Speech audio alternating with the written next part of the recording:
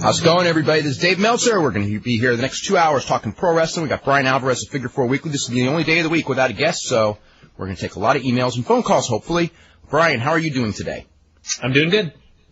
Brian, before we start on the wrestling in the ring, have you read any of Mick Foley's book yet? I just got it and I read the introduction, but that's it. Okay. Yeah, because I'm supposed to get it tomorrow, so I have not read it. I've talked to some people who have. They said a lot of it's really funny. So, yeah, the stuff where he talks about his career, I'm told is better than the other stuff. But anyway, I was wondering if you had started on it or anything like that. Let's see. What about Raw? Raw was a show where, as I was watching it and taking notes on it, I kept writing things down like, good match, that was a pretty good segment. But then when the show was over, it was like, I looked back, and the show was just really missing something. And I'm not sure what it was. Crowd reaction for crowd reaction, that was one of the main things. And, a lot of guys not there. I mean, Undertaker did an interview. Hunter wasn't there at all. Kane wasn't there at all. Chris Benoit was there, but he didn't have a match. And actually, one of the things was, I think it was like during the Jericho-Regal cage match, that was a really good match. This was like at the top of the hour. I just thought, okay, Regal's wrestled, Jericho's wrestled, Angle and Benoit have done their things. What the hell is left on this show? And Hunter's gone, so kind of went downhill from that point. But I think the one thing on the show was they decided to elevate people, and they decided to elevate two big guys, Rikishi and Bradshaw. And I really have nothing against Bradshaw, but I mean, I've said this a million times. We've talked about it a million times, but when Bradshaw, who's like a foot taller than Kurt Angle, is standing on the ramp, and Kurt Angle is standing on the ramp in a different segment, does Kurt Angle really look that much smaller than Bradshaw? I mean, does it really matter that Bradshaw's a big guy that he has to get a push, or I don't know. It's just like they have all these talented, great guys, and I know people are going to write letters going, they're elevating somebody and why are you complaining about it? But I just think that there are guys that are a little bit more deserving than Bradshaw. I could be wrong, but that's just the impression that I got. Well, certainly more than Rikishi. And obviously from the crowd reaction. And there's the other example of, look, Rikishi's a little skinnier, but he's still a big fat guy. You know, you're pushing a big fat guy with all these great guys in shape here. But he's a big guy. He's big. I bet he looks impressive in an airport. And I bet he's scary backstage. Whenever business goes down, and this is the pattern, they always go back to the big guys. Business is going down. We're going to be seeing more of them, not less of them. The main event last night with Austin Rikishi was the lowest rated main event except for Christmas and New Year's on a Raw show, except for Christmas and New Year's, where the shows where the main event airs at 1 a.m., when they were preempted for tennis or the dog show, in many years. I don't know how many years because I didn't want to look back 3 years ago, week by week, to find out when the last time they did this bad was, but it's many years. And I think that tells you, when the main event is the 5th highest rated match on the show, which it was last night, I think that really tells you something about, especially with Austin in there. It's one thing if there was a main event and it was like Rikishi against Kurt Angle, and it was the 5th highest rated match of the show because Austin had a match and Hunter had a match and Undertaker had a match. But you know what? None of those guys had a match. Lita and Molly Holly did a better rating than the main event. And you're not going to tell me that it's all Austin's fault or even mainly Austin's fault. It's nobody wanted to see Rikishi. You know what was so sad? I mean, and I saw it right at the beginning of the show was, first of all, that opening segment went, I don't know how long, 23 minutes. And I'm just thinking, this is going way too long. And the people live thought the same thing. I'm a big fan of Mick Foley, and it was just so sad to see that after, at the beginning they were really, really happy to see him. And then after a couple of minutes, you could tell the people just didn't really care. And then when him and Rikishi, they did that thing, they brought back the old music, he went to dance, and all of a sudden it was like, oh my God, Rikishi's dancing to that music. It feels like it's 5 years old, even though it was really only a year old because this business moves so fast. Not even really that. Yeah, that music. When did you turn heel? I think wasn't it like around Survivor, right before Survivor Series? He turned a little bit like 7 or 8 months ago. Okay. Anyway, when he did the heel turn, okay, so it's not okay. Whatever it is, it just seems so dated to me. And the crowd, there they do all the things. They give him the music. He sits there like that. They turn the lights off, and him and Foley are dancing, and the crowd is not reacting. And I just thought, They do not want to see Rikishi back in the old role. They don't even want to see Rikishi, period. And I already knew the main event was going to be Austin Rikishi, and I thought, you know what, it's going to be real flat. And it was.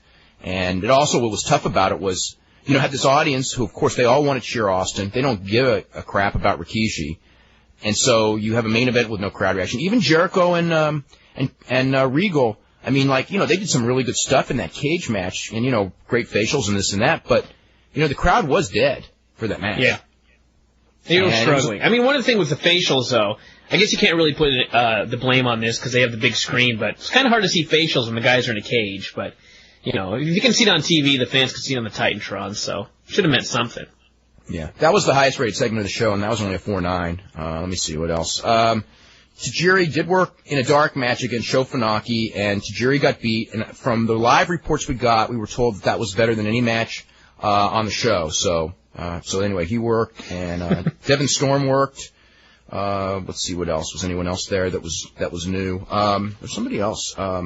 Loki worked with S.A. Rios. Actually, I heard they had a pretty good match too. That's going to air on the Syndicated this weekend, which I never watched Syndicated, but I actually almost want to watch it just for that match. Let's see. I don't know. Any other stuff you want to talk about regarding that show? Let me grab my notes here on it. But that was like my big thought on, I don't know, just a flat show. Rating was a 4.6, which is, what is it? It's like, they're now drawing 4.6 with no Nitro. They're now drawing a lower rating than they were drawing against Nitro. What does that tell you about that 2 million plus fans that used to watch Nitro? In fact, actually this week, what was interesting about this week is when Raw and Nitro were at their peak, what was the peak? About 18 months ago? I don't remember exactly the time frame. Mid-98? Yeah, 98. Probably, let's see, peak? What would have been the peak? Before, I think 99 was the peak, actually. Early 99. Because Raw's numbers were really, really high in early 99, and Nitro's were just starting to fall. So I'm guessing early 99. So it's 2 years ago. Okay, 2 years ago at the peak, they were doing 12 million viewers on Monday Night for Wrestling, which is a hell of a number. Last night was the first night, except for Christmas, which really shouldn't count, that they were actually below 6 million. So we're now half of the viewership that wrestling was at its peak. Partially because there's no Nitro, but partially just also because the WWF audience is falling. The way the ratings pattern looked also is that the first hour did not bad at all. It did what a typical first hour would do. It fell apart after the Regal Jericho match. From that point forward, which was that's where it fell apart for me. Yeah, Molly Holly. What's left? Yeah, Molly Holly and Lita actually didn't drop that much in the ratings, but it was a drop. And then Dudley's and X Factor was a pretty damn big drop in the ratings. And then that segment where they did the rock stuff, the rock, all that rock publicity. Yeah. That one dropped a lot. Not a lot, but just down to a 4.2. 4.2 at, that 10:45 hour is, pretty hideous. And that's the story on why the rating was down. So it wasn't so much that when the show started, people weren't interested. It was that the show, after the Regal match, as it was going they on. started losing interest. Yeah. Heat was up to a 1.7, so that's positive. Maybe it's not positive, I don't know. The thing with I that watched about 5 minutes of that show, and I couldn't bring myself to watch anymore, but I didn't think the 5 minutes was hideous, but the fact that I didn't want to watch anymore says that it was probably a hell of an hour. Well, the one thing on something like that is that, if you're going to do a show 60 minutes on one guy, okay, to draw a rating, there's really about 4 guys in the company you can do, and then you're out of guys, because, you could probably it's do Big Show next week. And that's one of the guys who you can't do right there. So is he one of the 4?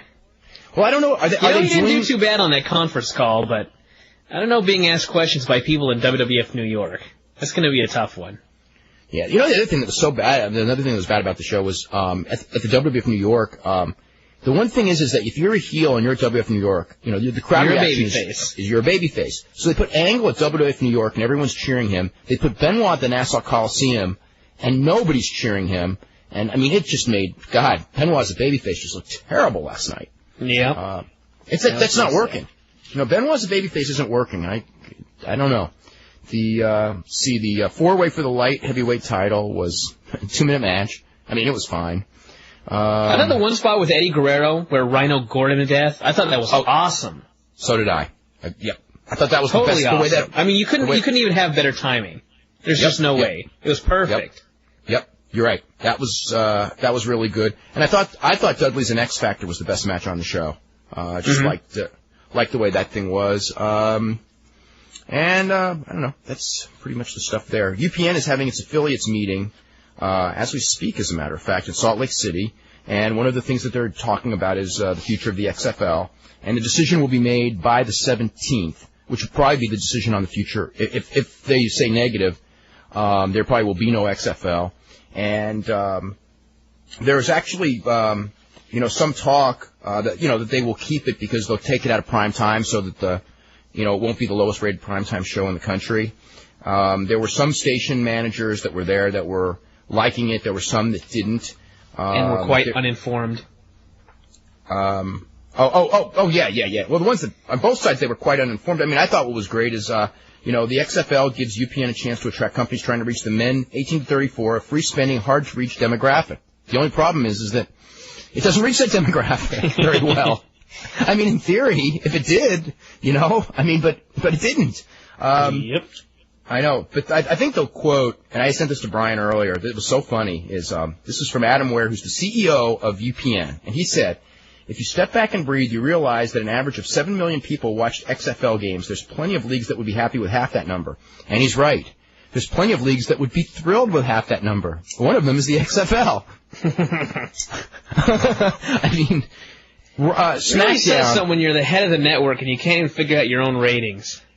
What does that say? Smackdown, which is the highest rated show on UPN, does about 7 million viewers, or was doing 7 million viewers up through the end of January. Now it's probably just below. But anyway, the average number of viewers for the UPN games was about 1.66 million, and by the end of the season they were under 1 million. So, I mean, there may be leagues happy with half of that, and there even would be leagues happy with 1/7 of that, which is what the XFL actually got. It was a little under 1/7 of what he said. But when you've got the CEO of the network quoting a number that is so, it's so ridiculous. What the hell is this? I don't know. I mean, I used to think, Vince was bad when he's making up numbers. You know what I mean? I mean, all of a sudden, I don't know about that. At least Vince is making it up, and there's a point for him making it up. Adam Ware has no point. There's no point for him to make this number up, except to save a league that's not doing very well, which doesn't make any sense.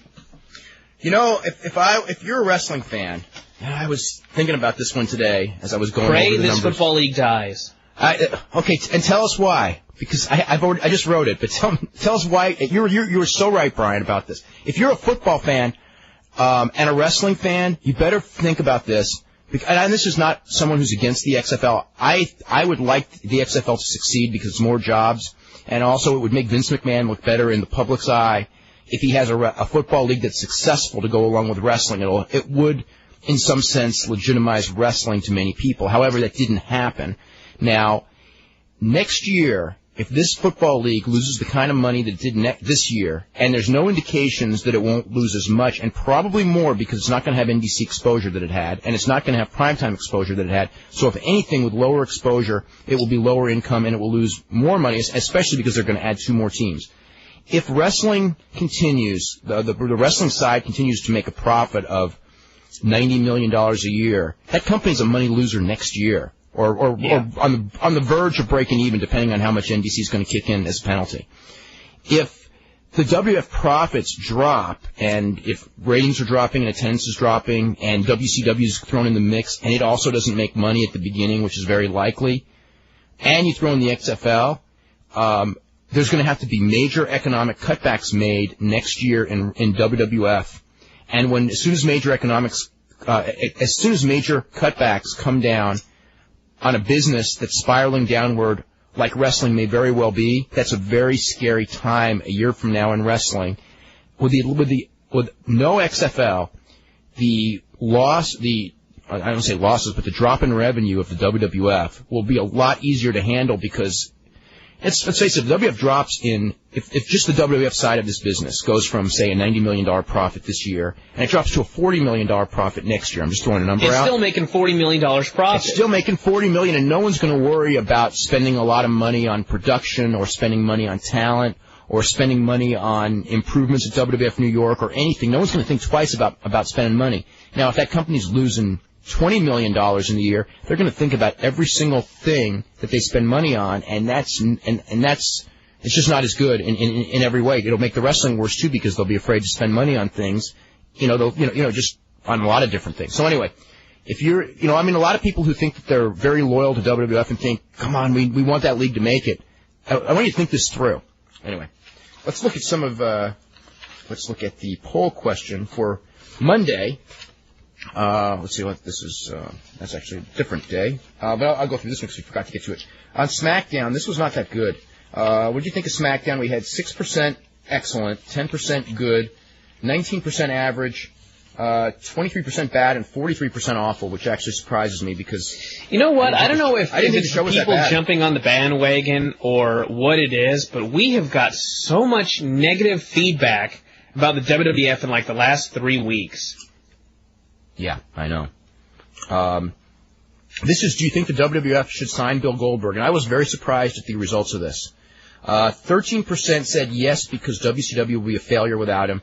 31% said yes because he'll pay for himself with buy rates. 39%, which is the highest number, said no, his salary is too high and it will disrupt the pay scale. And 17% said no because his salary is too high and he will not pay for himself at the box office. So it was basically 56 to 44. They should not sign Bill Goldberg, which is probably what they're going to do. But I was surprised by those results because I'm pretty sure you disagree with that, don't you? Based on just I really think they should bring him in. Okay. Let's see. The K1 pay-per-view on May 18th in Canada will not be a tape of the show that was taped over the weekend in Vegas. It will be a tape of the Tokyo Dome show from December.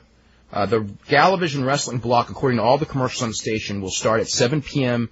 Eastern and 7 p.m. Pacific if you get it on a broadcast channel, 4 p.m. if you get it on the satellite. So it's starting an hour early. I don't know if it's going to be a 3-hour block or a 4-hour block. I guess we'll find out tonight. And any other news to get to before we start hitting emails? I saw Rock was on the cover of, I think it's Entertainment Weekly this week. Yes, he was. I haven't seen the story, though. No, I just saw it when I was passing by. Oh, so you didn't see the story either? No, not yet. Okay. If those of you who get Japanese videos, got a match you got to look out for. It was on last Saturday's New Japan TV show. It was Minoru Tanaka against Takahiro Murahama for the IWGP Junior Heavyweight title. That match is awesome. It's one of the best matches of the year. The Noah TV show from last Friday ended up being 2 matches from the 0-1 pay-per-view. So they did it again. I don't know. Do you think I know there's an argument because pay-per-view is in its infancy in Japan, and so few people really get it, that if you have a great match on pay-per-view, literally no one except the super hardcore fans are going to see it. But on the other end, when you're giving away your pay-per-view matches... You can only do it for so long. Yeah. I really think it should be done at the beginning just to let these people know that this is what you can get if you spring for this pay-per-view. But you can only do it for so long. Pretty soon it's just going to be like, well, okay, we don't need to get pay-per-view because we see them all the time. Yeah.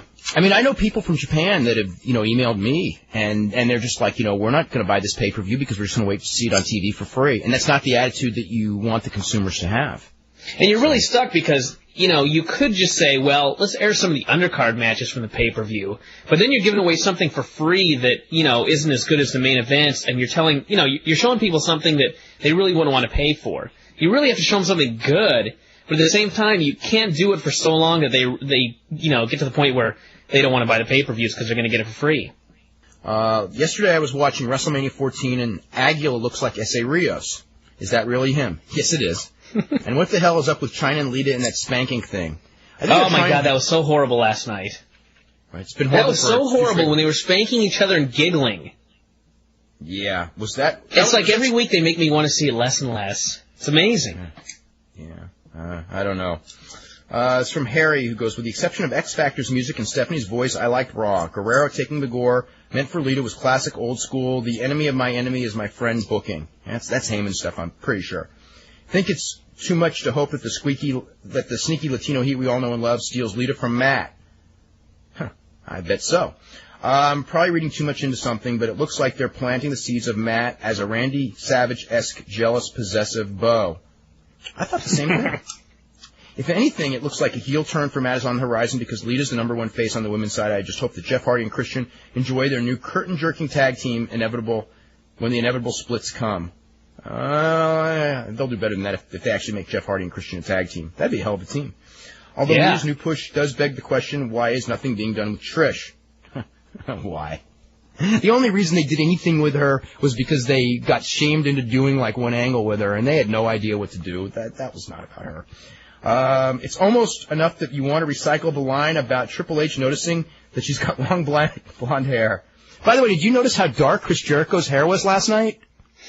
I didn't notice that, but I'll go back and look. Yeah? Oh, go back when he does the interview. I mean, it's like the bottom, basically he's not dying anymore. The new hair that's coming in is totally dark. I think there's a political reason for that. The low point, maybe just forgot. Maybe he's just been busy and hasn't dyed it. I don't know. The low point of Raw was Ross made some comment about Jericho and politics last night. I cannot remember what it was, but I missed it. Actually, Ross made a ton of really weird comments that they weren't done like normal inside comments are done, where they're meant so people like you can figure out what the hell they're talking about. But it was almost like Ross said things, and I must have been reading way too much into all of them. But it was, I don't know, just weird. A lot of weird politics talk about Jericho. I didn't know if it was a coincidence or not. Yeah, and then he goes, let's see. The low point of the show was Chris Benoit sheepishly looking to an indifferent crowd for approval before burying Kurt Angle's gold medal into his family jewels. I felt bad for the guy at the very least. Shouldn't this have led to Benoit challenging Angle to a ladder match at Judgment Day? God, not another ladder match. It's like it was so backwards, though, because you got Angle, like you were talking about earlier. He's a babyface in WWF New York. Here's Chris Benoit, who's a thief in the storyline, stole this dude's medals, and it was just, It was like that angle where Benoit was supposed to turn face. With Eddie Guerrero. Yeah. Yeah, like it's like, like teasing him, taunting him. Eddie's wanting to fight him. Eddie's being held back. Yeah. One last thing, Rikishi. I think someone in a booking meeting misunderstood the term. We're a little light on the babyface side this week. Hey, did Rikishi ever stop to think about how all this makes Haku feel? Oh, hell, we're going to have to watch them feud. Granted, Rikishi as a heel was a flop, but how the hell can they book him as a babyface after he ran a guy over? It's kind of like trying when they tried to turn Sergeant Slaughter. He ran Steve Austin over, and Steve Austin's a bad guy now. So I guess he was justified all along. Yes. Well, nobody thought of it that way. He saw the future. He saw the evil that was Steve Austin and wanted to put a stop to it. That's right, and he was really standing up for The Rock. Yes. Austin was the one standing his way. Me versus Triple H. I mean, what the heck's his problem? I thought we could be friends. Yeah, he's the game, all right, if the game's pin the tail on the two-faced Rikazoid. I mean, I don't even have time to change. This was supposed to be my night off. Kurt, don't worry about it. It's real simple. You take care of Triple H. Kick the snot out of his never-ending nose, and then afterwards, we'll all have cake. Yeah, cake rocks the body that rocks the party. Come on, Kurt, man, cheer up. Listen, I'll play your music for you. 2, 3, 4. Angle. Guys, cripes on Friday. Would you give me some time alone, please? Please? Suit yourself, man. Angle. The reason Raw's ratings was so low was because Triple H was not on the show. Actually, believe it or not, when the show was over, I thought that he was sitting there going like, Rikishi and Austin in the main event. This is probably a good week to not be on the show. But I don't know if that's the case. He was there. I mean, so why wouldn't do an interview? I'm sure there's a reason. I don't know what it is. Why didn't they just say he was still in jail? Because everyone gets out of jail in like an hour for much worse crimes than he committed? Because he was in England. He already got out of jail to go to England. Oh, I forgot about that. Yeah. Maybe he caused a problem in England on the airplane. People would believe that. How many times have we heard that one? Guys go overseas, they get into trouble. Scott Hall, Juventud Guerrera, Sid Vicious, Arn Anderson. Regal. Probably more. Vader. You know what I mean? And it's like, that used to be the common theme. Every time they left the country, someone was ending up in jail. Let's see. It's from Scott Foy, who goes, so the fan who jumped on the ring apron and got in Vince's face at the beginning of Raw, was he an angry British fan who followed the WWF back to the United States? No. Okay. How Did you hear ironic what he said to Vince? No, I didn't. You're the man. Oh, is that what he said? Yep, I played it back like 10 times. Oh, God. How ironic that yesterday's show featured a discussion about stupid wrestling fans because if ignorance is bliss, then last night at the Nassau Coliseum was the happiest place on earth. God, that was a great line. That's something that you could have written, Brian. That was really clever. If the fan that tried to crash the ring and that idiot in the front row next to Foley who kept mugging for the camera like a moron were bad enough, there were also those two embarrassing signs that got on camera and will be forever etched in my mind. The first was the hockey fan holding up the Go Islanders sign, which was misspelled, by the way, during the opening segment, Islanders without an L. That was very impressive. And then when the Hardys came out and the camera gave us a close-up of the flying Hardy Boys, flying was spelled F-L-I-G-H-I-N-G.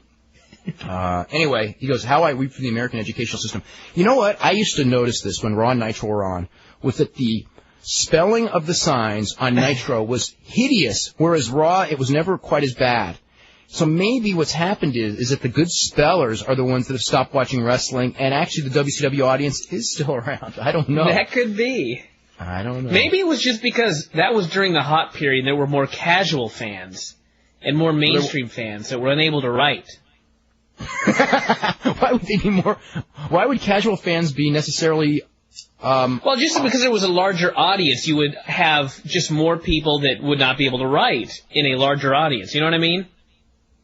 Okay, but they couldn't. But they couldn't spell last night. I don't want to make fun of anybody, but let's just put it this way: when this show first started, we had all Observer readers calling in, and we had a lot of very intelligent phone calls. And as the audience for this show has grown, how can I put this? The number of really horrible calls that we have got has skyrocketed.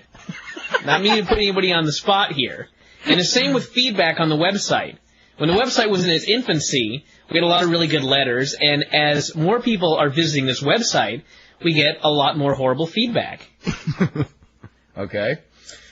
Which do you think is worse, a Triple H versus Kane feud or a Triple H versus Rikishi feud? Yeah, that's the one thing, because Triple H did set himself up for a feud with Rikishi, so how smart could he really be? He just beats him once, it's over. Oh, okay. Didn't Stephanie get stink-faced once before, leading to a feud with Hunter? I don't remember. I remember, like, Trish and Terry Runnels getting stink-faced. She might have. I think maybe she did. Anyway, someone will let us know. Let's see. On Friday's show, you were discussing how Bret Hart came up with a sharpshooter as his finishing maneuver. I don't know if this is 100% accurate, but... Wait a second. We didn't say that. What? That Bret Hart came up with it? No, how he did. We were talking about the sharpshooter, the origins and everything. We were. Because I said, Masa Saito invented it, Ricky Choshu popularized it, Buddy Rose saw it in Japan, Sting sold it. I thought this guy was saying that we were talking about how Bret invented it. No. Anyway, there's a quote in the and I remember the story. Conan was the one who showed Bret Hart because Conan was working in Calgary, and this was at the time when Bret Hart did the turn and needed a new finishing hold because he wasn't doing the tag team anymore. And he just and Bret Hart was in the dressing room, I guess in Calgary, and just goes, "Hey, somebody teach me how to do that hold that Ricky Choshu does." And then Conan showed him how to do it, and that is the story. Although Bret Hart does not have that same story. That's Conan's version of the story. So, I always laugh in wrestling where the commentators say something like, "So-and-so was taught this hold by so-and-so," and it's like a figure four or something like that. It's always like, what does that mean? I mean, is it really that hard to figure out how to do a figure four on your own? Does this person have to go to the wrestling school for 3 hours to work on the figure four, and after the end they just go, "Let's call it a day. We'll work on it some more tomorrow. Maybe you'll." No, but I mean, but it was always cool. Like Jack Briscoe when he was the master of the figure four in the 70s, he was taught it by Eddie Graham, who was the original master. So that way they had the secret technique. Oh yes, the secret technique. Well, I remember Bill Watts explained this one once. Because the knee lift. If those of you remember, knee lift was just this move that it's never even done anymore. You hit him with. Well, actually, I did it Saturday.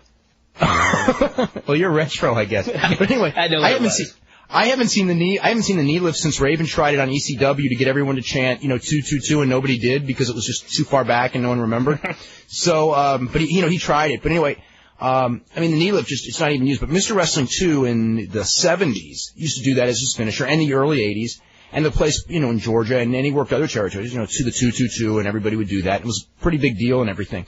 Well, anyway, Bill Watts was always in for credibility, and guys were doing knee lifts left and right, and then he brought Mr. Wrestling 2 into the territory, who was using the knee lift as the finisher.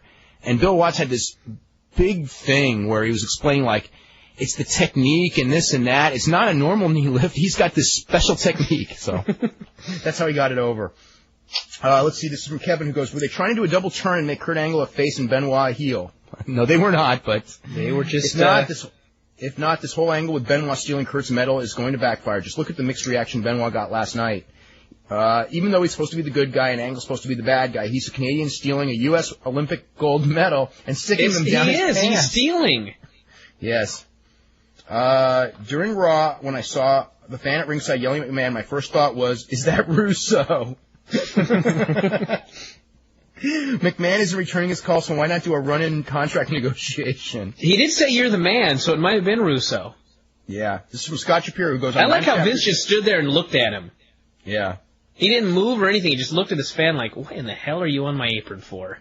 And then, like, Regal was just looking ready to beat the hell out of him. I know. And he was just sitting there. The guy was, like, grabbing the ropes, and Regal just grabs his hand and breaks his grip. Yeah. This is from Scott Shapiro, who goes, I'm 9 chapters into Mick Foley's book. So far, the book is not as interesting as the first book, but I think wrestling fans will be entertained by it. There's a lot of funny lines in it, and his comment on the I Quit match with Rock add a lot more insight to the ending of the Beyond the Mat movie. So that's probably interesting. This is from Derek, who goes, what the news of Scott Hall? Is he going to be in the new WCW or not? Because on the internet, they are saying he's going to be with the new WCW. God, would that be a sign of desperation or what? Do not hold your breath waiting for that one. I have not heard anything about them considering Scott Hall. I haven't checked on that. Oh, speaking of which, the negotiations for the time slot between TNN and WWF are going very slowly. They are not going to, it doesn't look like they're going to make June at all.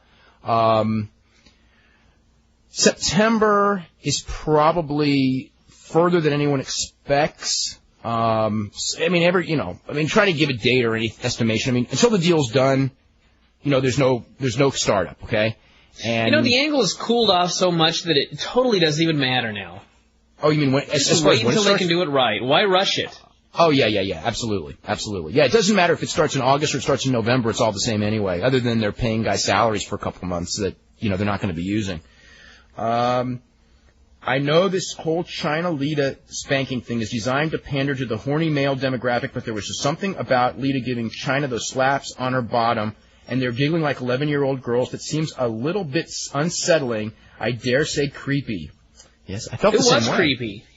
And the weird thing is they got a bunch of 20-year-old guys writing this TV, or at least on the writing crew, and you think at least one of them would come forward and go, this is not arousing at all. It's kind of disgusting. Yeah. This is... It's not like you got a bunch of 60-year-old guys like Kevin Sullivan or something writing TV. 60? Oh, my God.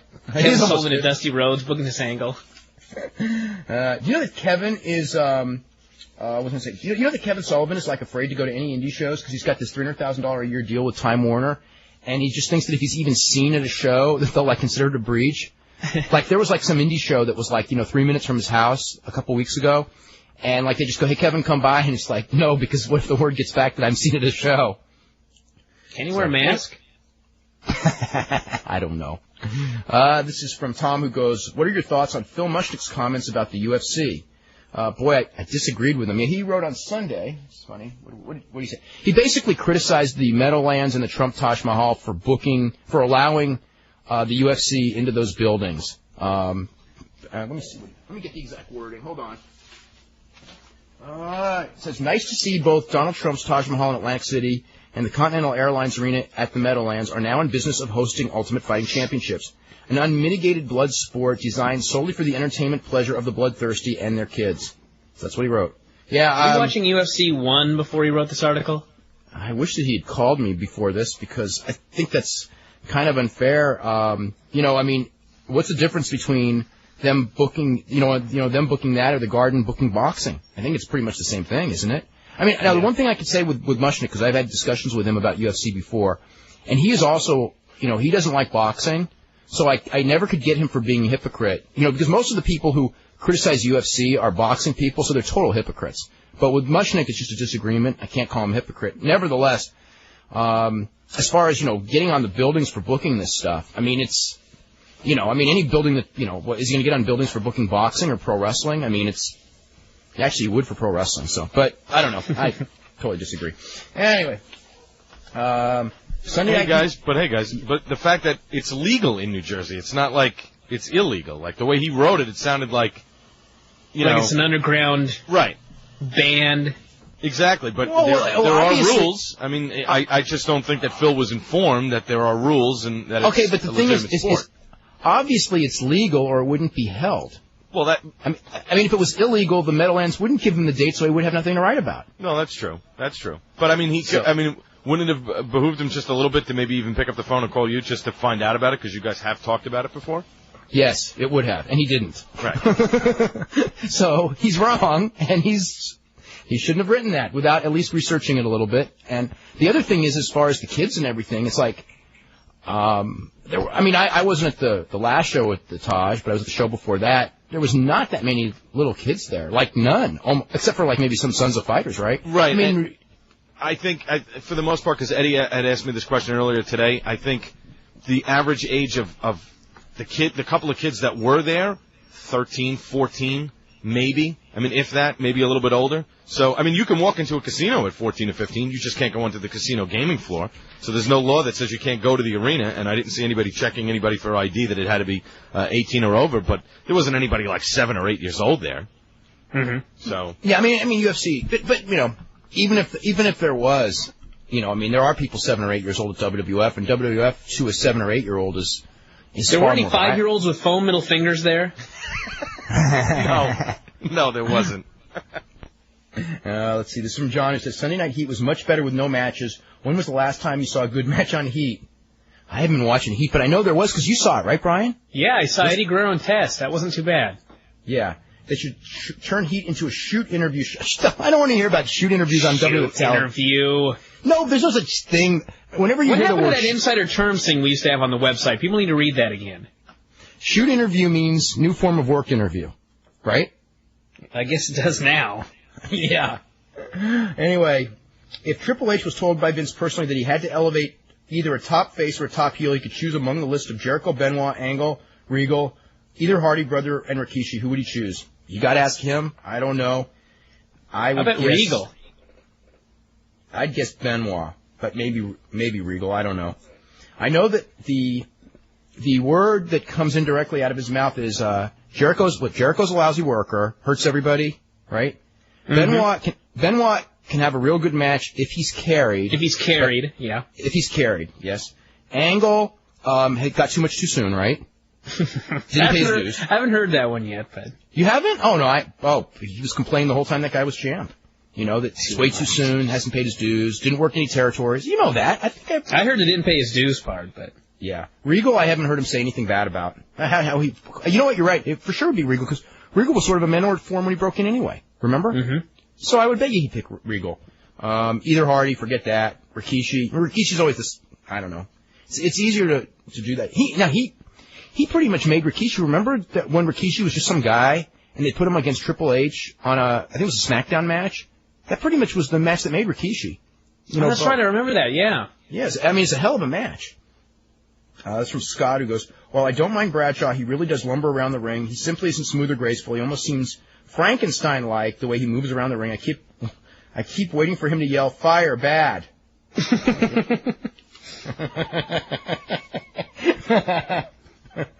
Oh no. This is from the promotion we could create with some of these ideas.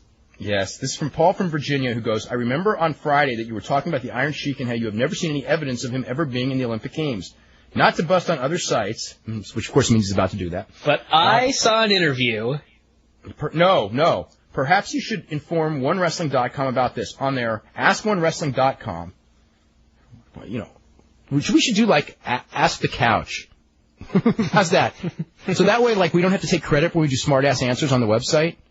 We'll just say Ask the Couch, okay? So anyway, AskOneWrestling.com section where they answer questions, emailed. They responded to a question about the Iron Sheik on this very subject, and they stated that he won a bronze medal in the 1972 Olympics. I have a book with a history of medal winners, so I looked under all the major events for this. Believe me, if he had won a bronze medal when I wrote that story in the Olympics, I'd have found it. So anyway, he just goes, I looked up under Greco-Roman and freestyle in 1972 and 1968 in the 90-kilogram weight classes up, and saw nobody from Iran placing in those categories. I do not know the Iron Sheik's real name, Hossein Khosrow Vaziri. That's his real name. However, I assume he really was Iranian. You are assuming correctly. So obviously he never won any medal in an Olympic Games. You are assuming correctly again. I don't know where whoever answered got that particular question got their information from. It was everyone in wrestling believed it because he said it and nobody checked. And I believed it too until I started researching it and we looked up the Olympic records and he was never in the Olympics. I mean, the other one we couldn't find any record of that everyone assumes was in the Olympics because he's been saying it for 50 years is Karl Gotch. There's no record of Karl Istaz in the Olympics. Now, in the 48 Olympics, the records are not quite as good. I mean, they're not quite as well kept. So there is a chance that he was. I mean, I accept the possibility that Karl Gotch wrestled in the Olympics in 48, but Iron Sheik was never in the Olympics. But he was a hell of an amateur wrestler. I mean, when he came to this country, probably why nobody questioned him. Yeah. Because when he came to this country, I mean, he competed at a very high level and he won the national, I think it was AAU championships at 181 in the early 70s. So, yeah, that's probably why. You know, your guy comes in here, whips on everybody, says he was in the Olympics, and, you know, he was probably good enough to be in the Olympics or close to it. So, you know, that's probably why he was able to get away with it. Listen, boys, I realize you don't like me, okay? That's beside the point. But I have a plan for tonight, okay? And I just want you to hear me out. It has everything to do with mathematics. Listen to this. H cubed plus I cubed is greater than D cubed. You understand? What the hell are you talking about? Here, let me explain. Triple H, your 3 H's plus my 3 I's can easily overcome the 3 D's of the Dudleys. Understand that? Do you want me to go a little slower, maybe? No, you know where I'd like you to go, Kurt? I'd like you to go to hell. Now, why don't you get out of here? Wow, you're not showing much team spirit, are you?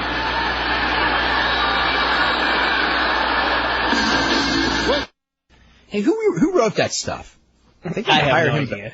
They need to hire him back. Anyway, this is from Keith, who says, on the pay-per-view, which was WrestleMania a couple of years ago, with Butterbean and Bart Gunn, was that match a work or a shoot? The fact that you have not seen Bart Gunn since should tell you the answer to that question.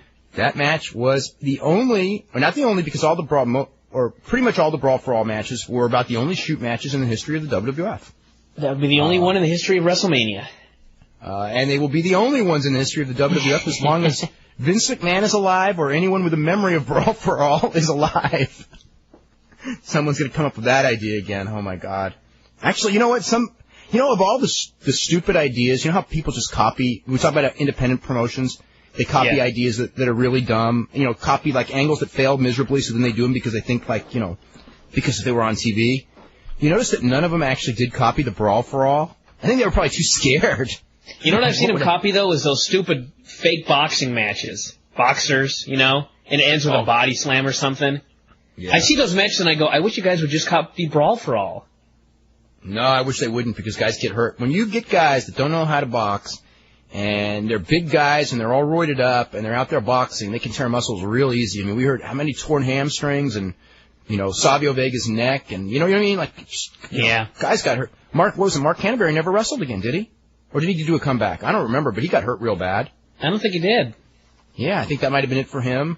Who else was never, Steve Williams was gone for months. It basically killed him forever in the WWF. Killed Bart Gunn forever in the WWF, and he won the damn thing. You know what's so funny is that Bart Gunn, destroyed Bradshaw.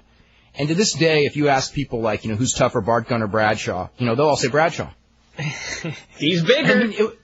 But he got plowed in, 54 seconds or something? Yeah. I think he tore his hamstring, too. I know Godfather tore his hamstring. Everyone did. Anyway, this is from Larry, who says, I am a wrestling fan and a Raiders fan, but I refuse to watch the XFL and won't watch the WWF. I'm holding out for the return of WCW. Keep holding, buddy. I know. Anyway, I have a comment on your Ray Stevens tribute. Try to get Pat Patterson on. Hey, listen, I'd love to get Pat Patterson on, but we've got to be realistic. It ain't happening. Let's see. What do you think they're going to do now for Jericho and Regal as far as the next pay-per-view? I don't know. I think that feud's over. That's pretty much the way Ross was talking about it last night. Yes, and Heyman even more. Heyman was really pushing that whoever wins this wins the feud. And they also kind of pushed to me the Dudley's X Factor thing might be over as well. Because remember they were talking about this is the match to decide the feud? So I think they're going in other directions with those guys. Now, they may be doing Benoit and Jericho against Edge and Christian at some point. Because you notice, remember when they did that thing? That would be a hell of a match. Yeah, and it's something new anyway. So anyway, let's see. Ross said, the issues between Jericho and Regal are not done yet because of political reasons. They're not done yet. Okay. Oh. Let's see. This is from John in Toronto. Says, I think Vince is going to have to realize that having these same guys in the main event is the reason for the rating slide. Actually, it's not the same guys in the main event. It's the lack of elevation of new guys. I mean, these guys that are there, I don't think any of them necessarily need to be moved down, although I could live without Kane. Rikishi. But Rikishi, adding Rikishi to the mix, Anyway, he's going to have to elevate Jericho one way or another. Don't hold your breath. It's obvious Vince doesn't want to listen to the fans' reaction, which is sad. Jericho's over with the fans and always will be. It's frustrating to see this. Hey, he was a lot more over a year ago than he is now, though. Let's see. Who has a brighter future, Brock Lesnar or Prototype? God, it's way too early to speculate. But I would say the one who will get the best chance and the best push initially, and he may fail, but will get the best chance would be Brock Lesnar because he's the bigger guy of the two. Let's go to Chris. We're going to start with you. What's going on? How's it going? It's going really good. I was at the show last night at Raw, and did you jump up on the apron? No. And I didn't know who he was either. So, did you write those signs? No, I didn't write any signs. I saw some of the signs. I wanted to snatch them away before they got into the building. Though, just made everybody. When fans want to confiscate signs, that's bad. I did. I said that to my friend. I was like, the WWF. They confiscated all those signs, people booing Rock and everything. Mm-hmm. They should confiscate every sign. I just say it like because grammatically incorrect. Exactly because right now sponsors have a low opinion of our product. No, this is just I'm being half serious. Only half. I agree. They should have a sign at the door and just go, do not, because this is the World Wrestling Federation. We spend millions and millions of dollars to entertain you every week. Do not embarrass us. So therefore, right at the door when you walk in, do not embarrass us. Do not make us look stupid. Do not make it look like our fans are morons. Therefore, show us your sign, and if it's grammatically incorrect, we are going to confiscate it for that very reason. Yeah. How about in the program they have a list of commonly used words on the signs that the fans can use to write their signs? So they spell the words Sucks, right? Chop. 316. The game. All the sellout signs now, and what's weird too is I see a couple of these sellout 316 signs, and I'm telling you the whole reaction on TV because everybody kept telling me how the crowd was dead, and a lot of points the crowd was dead, but there were points where the crowd was really into the show, and it just didn't. I saw some of the tape afterwards. It didn't come off on TV. I mean, Foley, we went nuts for Foley. I mean, everybody in that place was chanting his name. At the beginning it was real obvious they did, but I think after 23 minutes... It died down after a while, and then there were points like when Jericho came out of the cage and won that match, he got a big pop. And there were certain points of that match there were pops. And there was a lot also during the matches, it was almost like it was quiet. Then they would pop, so it was like oohs and ahs for certain moves. So the crowd was into the show. And there were points where, when Rikishi was dancing, the crowd really wasn't into Rikishi himself. But when he was dancing with Foley, it was the kind of thing where everybody was on their feet, everybody was watching, everybody was into it, and a lot of people were smiling and laughing and stuff. But it wasn't that loud noise reaction, so it's it didn't come off as well on TV as far as the crowd being into it. Because I got people telling me, when I got home, they were like, "Oh, the crowd was so dead," and they weren't as dead as everybody's telling me. And when I watched the show, I could see how everybody would see that. And then Austin got a huge pop when he came out. I mean, people stood and cheered, and it was I'm looking around and I'm going, you guys aren't supposed to be doing that. It's just I watched it on TV and you couldn't hear anything. So it sounded like they were dead for him, but he legitimately got a pretty big face pop. It's just, how did Jerry do? The Jerry was great. I mean, he came out and again, the crowd went nuts for him. I mean, he was one of the louder pops of the night just because when he came out, everybody recognized him. The music hit, nobody really knew. Then he stood out on the stage. People went nuts. Huge ECW chants. The whole building was chanting ECW. The match with Funaki was good. The little promo they did beforehand was pretty funny, too, about how he can't be Japanese, he lives in New Jersey, and there's no way he could be evil, pointing at Tajiri. And everybody liked that. The match was good. He had the kicks. People reacted to all of his kicks. He didn't do the tarantula, though, which I was surprised. He never did that spot. And I figured it's one of his main things, but for whatever reason they didn't do it. Crowd was into him. He was into it. And Dave Taylor, I don't know if anybody told you how much heat he got. Dave Taylor had I did hear they got a lot of heat. He had it was him and Scott Vick, and I don't know if it was just because the announcer was from England, because I doubt that many people remember him from WCW. I mean, he wasn't one of the more over guys there as it was, so it's not like one of those guys. No, not exactly. I mean, yeah. So when he came out, I mean, he played to the crowd well. He basically did a lot of match stuff. He worked Regal style against Vic, and Vic really didn't do much except like one kind, like a suplex and stuff. But people were into Taylor. I mean, they booed the hell out of him early on in the dark matches, and crowd was into the show for metal for the most part. The S.A. Rios Low Key match, it wasn't. I mean, have you seen Low Key yet? No, I still haven't seen Low Key. If you watch it on Metal, it's probably not, because he didn't really get to do much in that match. He did a couple of nice things, but like one of the spots he normally does, he didn't miss it like he messed up. I mean, S.A. Rios moved out of the way of this like flipping kick that he does into the corner, kind of like the Muda move, but he does this like backflip kick thing. It's really nice. But so it wouldn't be the best representation to see how good he is, because he is really good. I've seen other matches of his. He's really good. But it was kind of short. I was kind of disappointed with the match. But S.A. Rios was playing more of a charismatic kind of character. Like he kept swiveling his hips like he was this Latino lover kind of thing, like a like a Latin lover kind of gimmick actually, kind of that thing, and took off the pants and sort of was doing that gimmick. So, I mean, the crowd was a lot more into the show than all the reports I've been seeing. But I can understand how people that saw it on TV would take it that way. But I mean, they were into a lot of stuff. And then after the show, Foley was great. I don't know if you heard any of the after the Raw reports when the show went off the air. Foley. I'm sorry? He talked about his book signings, right? Oh, yeah. It was just funny. Like, he kept doing it, and Austin kept going. You know, it was like the heel thing where he would go to the ring, Foley would face him, he'd back off. And he kept yelling at him, if you want a piece of me, I'll be at Borders Books in Stony Brook from 7 to 9 this Friday.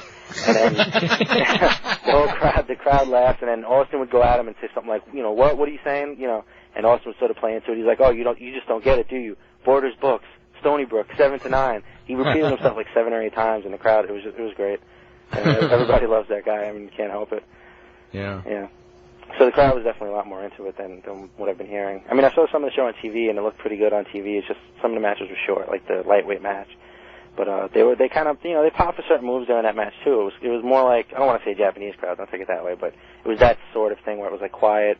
There'd be a nice move and people reacted to it. So it wasn't just this totally dead crowd where they just didn't care about what was going on. How about a Japanese crowd without this good spelling class? That's true. Maybe that's part of the WWF fault. Japanese crowd trying to write in English. Well, WWF spells a lot of their character names the wrong way. You know, China, Rhino, Hardy Boys with a Z at the end. You know, I mean, what do you expect? That's true. That's true. Maybe it's the influence. They encourage it. Yeah, they encourage it. It's WWF. Mushnick read a column on that or something. I don't know. That thing on the website, I don't know who wrote it. The Hogan Bischoff Jason Harvey conversation. That was really funny. I thought that was funny. I'm glad you thought so, because we got a lot of negative feedback on that one too. Did you really? Oh, I thought it was very funny personally. I thought it was hysterical. I read the whole thing. I thought it was great. the tanning stuff was just too funny for me. Sorry. The tanning thing, I thought the way Jason Harvey was like, I got to go. My mom has to use the phone. We only have one line. That was great stuff. Whoever wrote that was a good job. I don't know. I like that a lot. I thought it was pretty funny myself. It was, yeah. Okay, that's about it. That's all I got. Okay. All right. Thanks a lot. Let's see. What is this? Oh, this is a bunch of, somebody sent me all of these results from Madison Square Garden. I don't have any idea why. Wow. Were we talking about Madison Square Garden earlier? Let's see. It's Bruno Sammartino matches in Madison Square Garden and attendance figures. I don't know why I'm being sent this. Anyway. But thanks. Let me know why I already have them. I got the book. The History of Wrestling at the Garden. By the way, that's a hell of a book if those of you who are interested in like wrestling history. The History of Pro Wrestling at Madison Square Garden. It's just like a record book. It's just like all the matches that were held at the Garden through like 99 or 2000 from like 1880, and the attendance figures when available. It's like actually like a pretty damn good thing. Let's see. I don't know about you, but I haven't gotten through a Raw in the last 3 or 4 weeks without breaking down and crying. Now, I haven't cried. I haven't even come close. What was the highest rating of a Raw or a SmackDown? I think SmackDown probably peaked about a 5.4. And Raw, what was the record for Raw? Like 8.1, right? A record for the entire 2 hours? Yeah, the record rating for Raw was an 8.1. I remember it was against the NBA playoffs when there was no Nitro. And I think the record for a head-to-head was like a 7.1, which I think was, when Owen Hart died. Let's see. And there was another one. I think there was another 7.1 that was I don't know if that was opposed or unopposed. There were 2 7.1s. and an 8-1. Anyway, this is from Matt. I've had a weird week. Last night 7-2. What? May 24, 99 was a 7-2. Oh, that's the day after Owen Hart died. Okay. And there was a 7-1, July 26, 99. Okay. So that's the other real big one. Oops. Yeah. Oh, 7-4, May 1st, 2000. Really? That was probably unopposed, right? Probably. Okay. This is from Matt, who goes, I had a weird week last week, and last night's Raw didn't help at all. Did anyone see what happened after the Lita-Molly match? Chyna bent over to help up Molly, and Lita skipped over and playfully tapped Chyna's ass. Then Chyna turned around to see what happened, started giggling like a little schoolgirl, while Lita seemed very happy. Did this freak anyone else out? Only about 15 Freak people me so out. far. Did Andre the Giant ever have a shoot fight? Shoot fight. I guess the correct answer would be no, except in bars.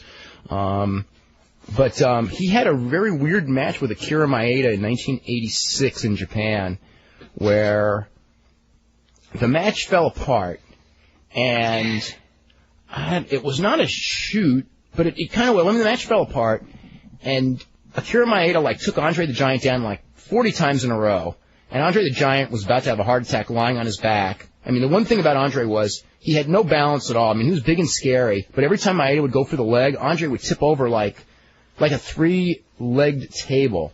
He'd just he'd go for the leg, and Andre would just fall down. And yeah, go ahead. Anyway, so Andre just kept falling down, and Maeda kept looking to the guys at New Japan, going he wants to fight me. Now that he's down, can I kick him in the head? And they kept shaking their head, no, you can't kick him in the head. So this went on for a while, and Andre's on the ground daring him to come down and fight me. While he's lying on his back, come down and fight me. Because he was too tired to keep getting up, because he was really overweight at this point. So it was kind of the stalemate, and finally Inoki came into the ring and just goes, okay, this is just an absolute disaster. And it ended just like that. And and then Akira Maeda threw this kick at the guardrail. It was the hardest kick he's probably ever thrown in his whole life. He was so mad because I guess it was the one he was waiting to throw on Andre.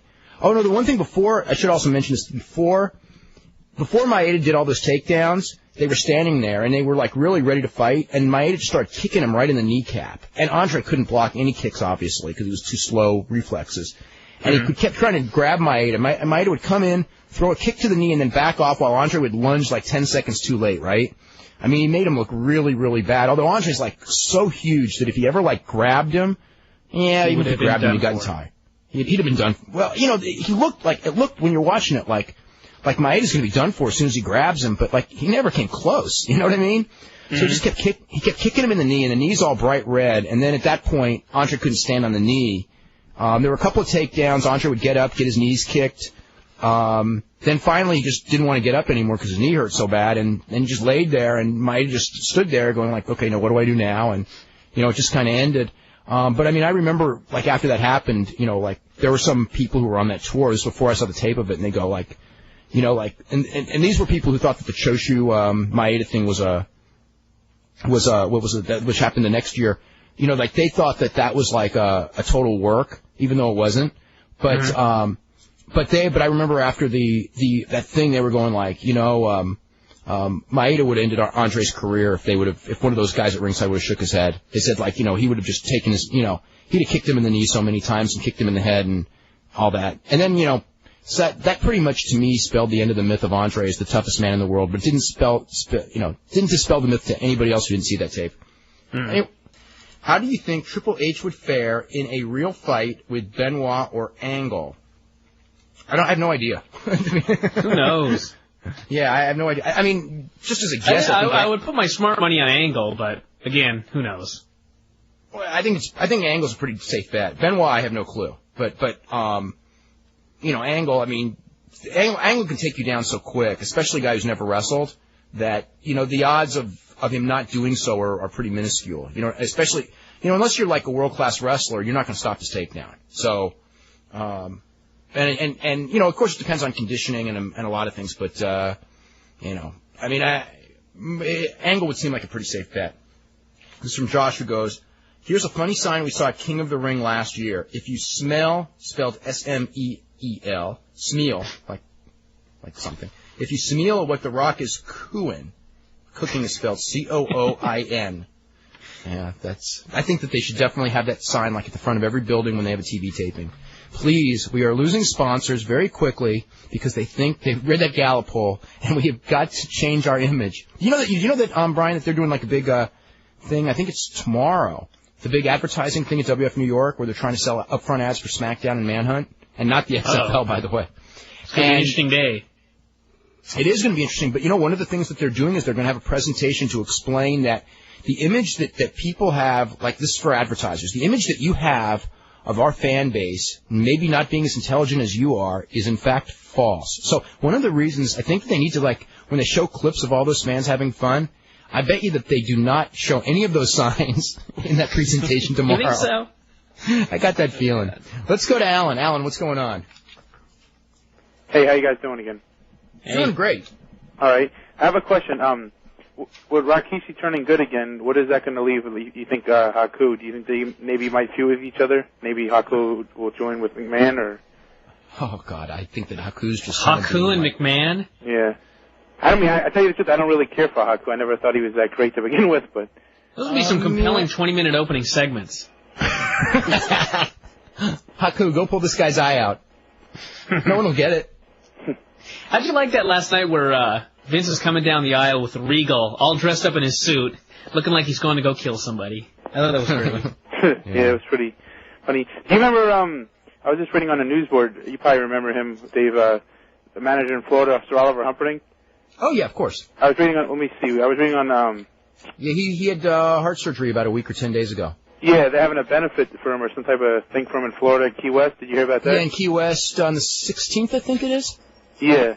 Yeah. Some guys like Bam Bam Bigelow and Hugh Morris and some other guys are going to be there. Yeah, the guys who live in the area and some of his friends are going to be there. Yeah. Mm-hmm. Now, what's going on with Eddie Guerrero? Are they planning on turning? You think they're going to turn him face again, or?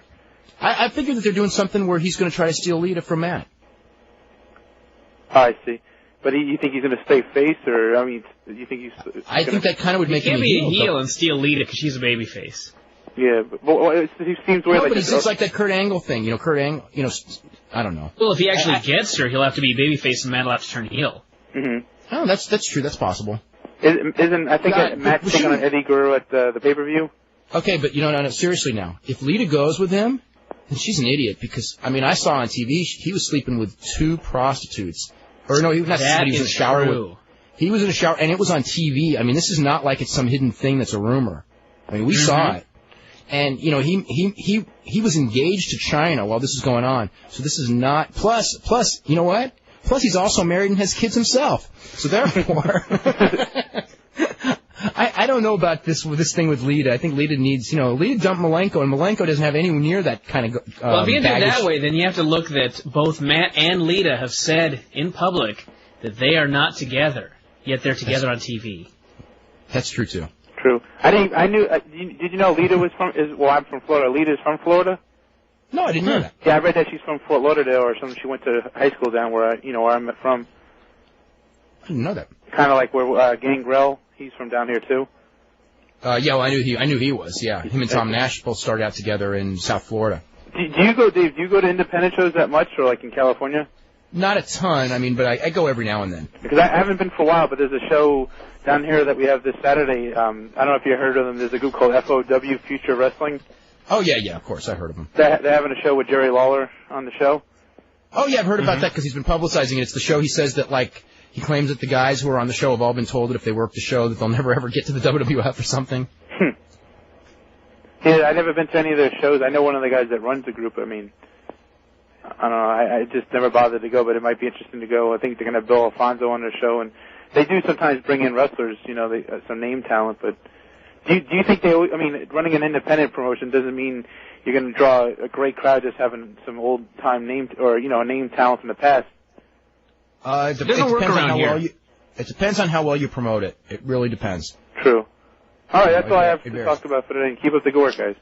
Okay, thanks. Let's go to James in Kentucky. James, what's up? Hey, how y'all doing? Hey. Dynamite Dave. Yes. James, how come I don't have a nickname yet? I'm thinking of one for you. Okay. I'll get back with you on that. And I just want to say that I watched Raw last night, and other Raws I watched. I'm a fan of longer matches. Well, you're not going to be happy a lot. I know, but 7-8 minutes match, okay too. Well, we got Austin's match went 7 minutes. Yeah, that was the and only plus one. Jericho and them. And oh yeah, Jericho. That's right. They went like 10 minutes. Yeah. Yeah. Yeah. And that was my two favorite matches, and that I think if they kept the wrestlers in there for that light heavyweight title match, like another 7 minutes or so, that would have been a great match. I think that particular crowd would have gone for that. Yeah. It's like I blinked and it was over.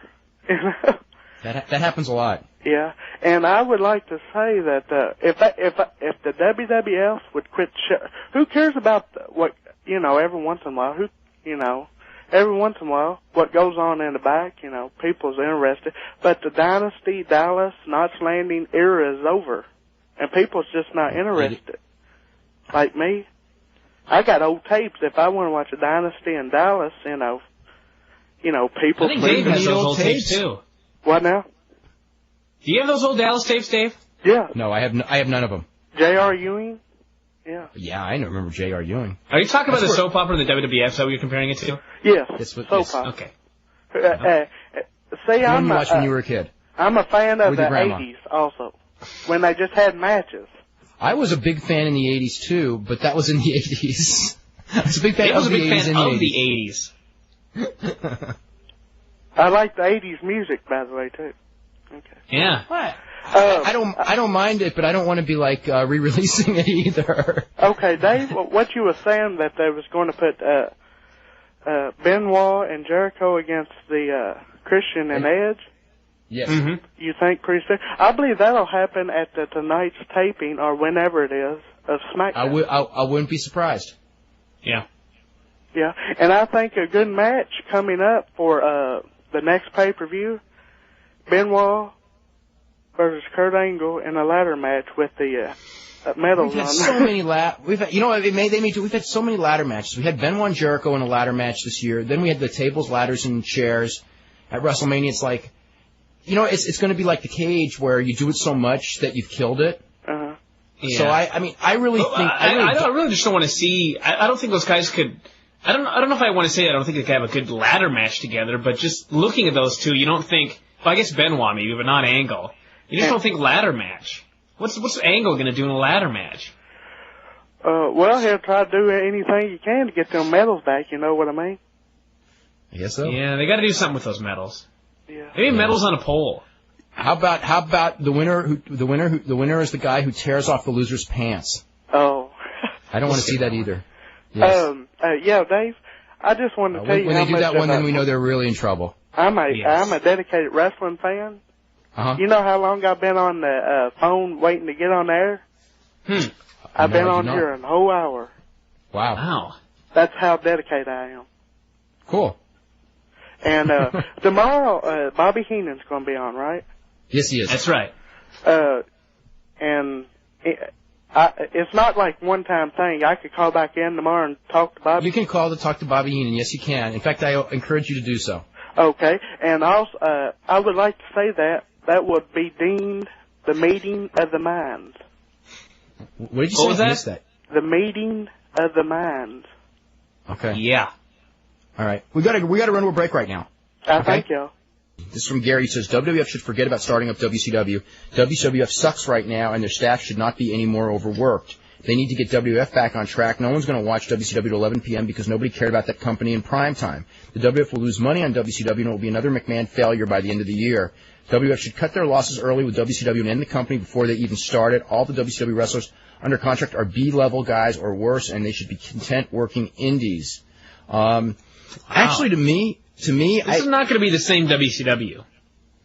No, and the other thing is that I think that correctly done, a WWF versus WCW feud done right will revitalize the business. Now, if WCW dies, it could be the death knell of the business, or not, I don't say death knell, that's too strong, but it could be a real.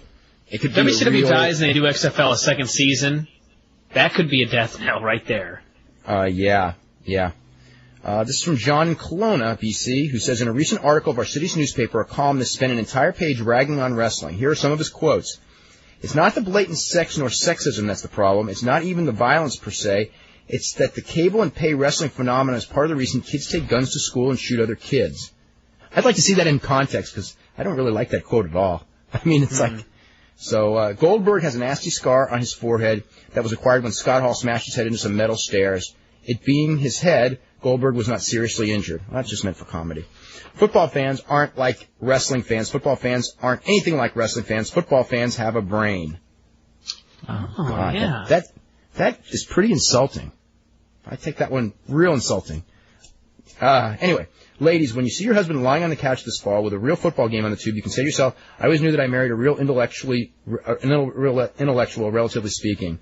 I intend to write back to this guy, but I want to do it in a civilized manner. Do you and Brian have any ideas which arguments I can use? You cannot use any arguments because this guy is way so far gone that he has no idea. Yeah, don't no arguments. Bother. No arguments are even going to work when a guy's that far gone. Let's see. In his new book, Mick Foley says that the Iron Sheik was a former Olympian. The lies will never end. There's no use trying to stop them. Yeah, no, that's like one of those things. Once the story gets out, everybody goes to every other source of information that says it and just reprints it.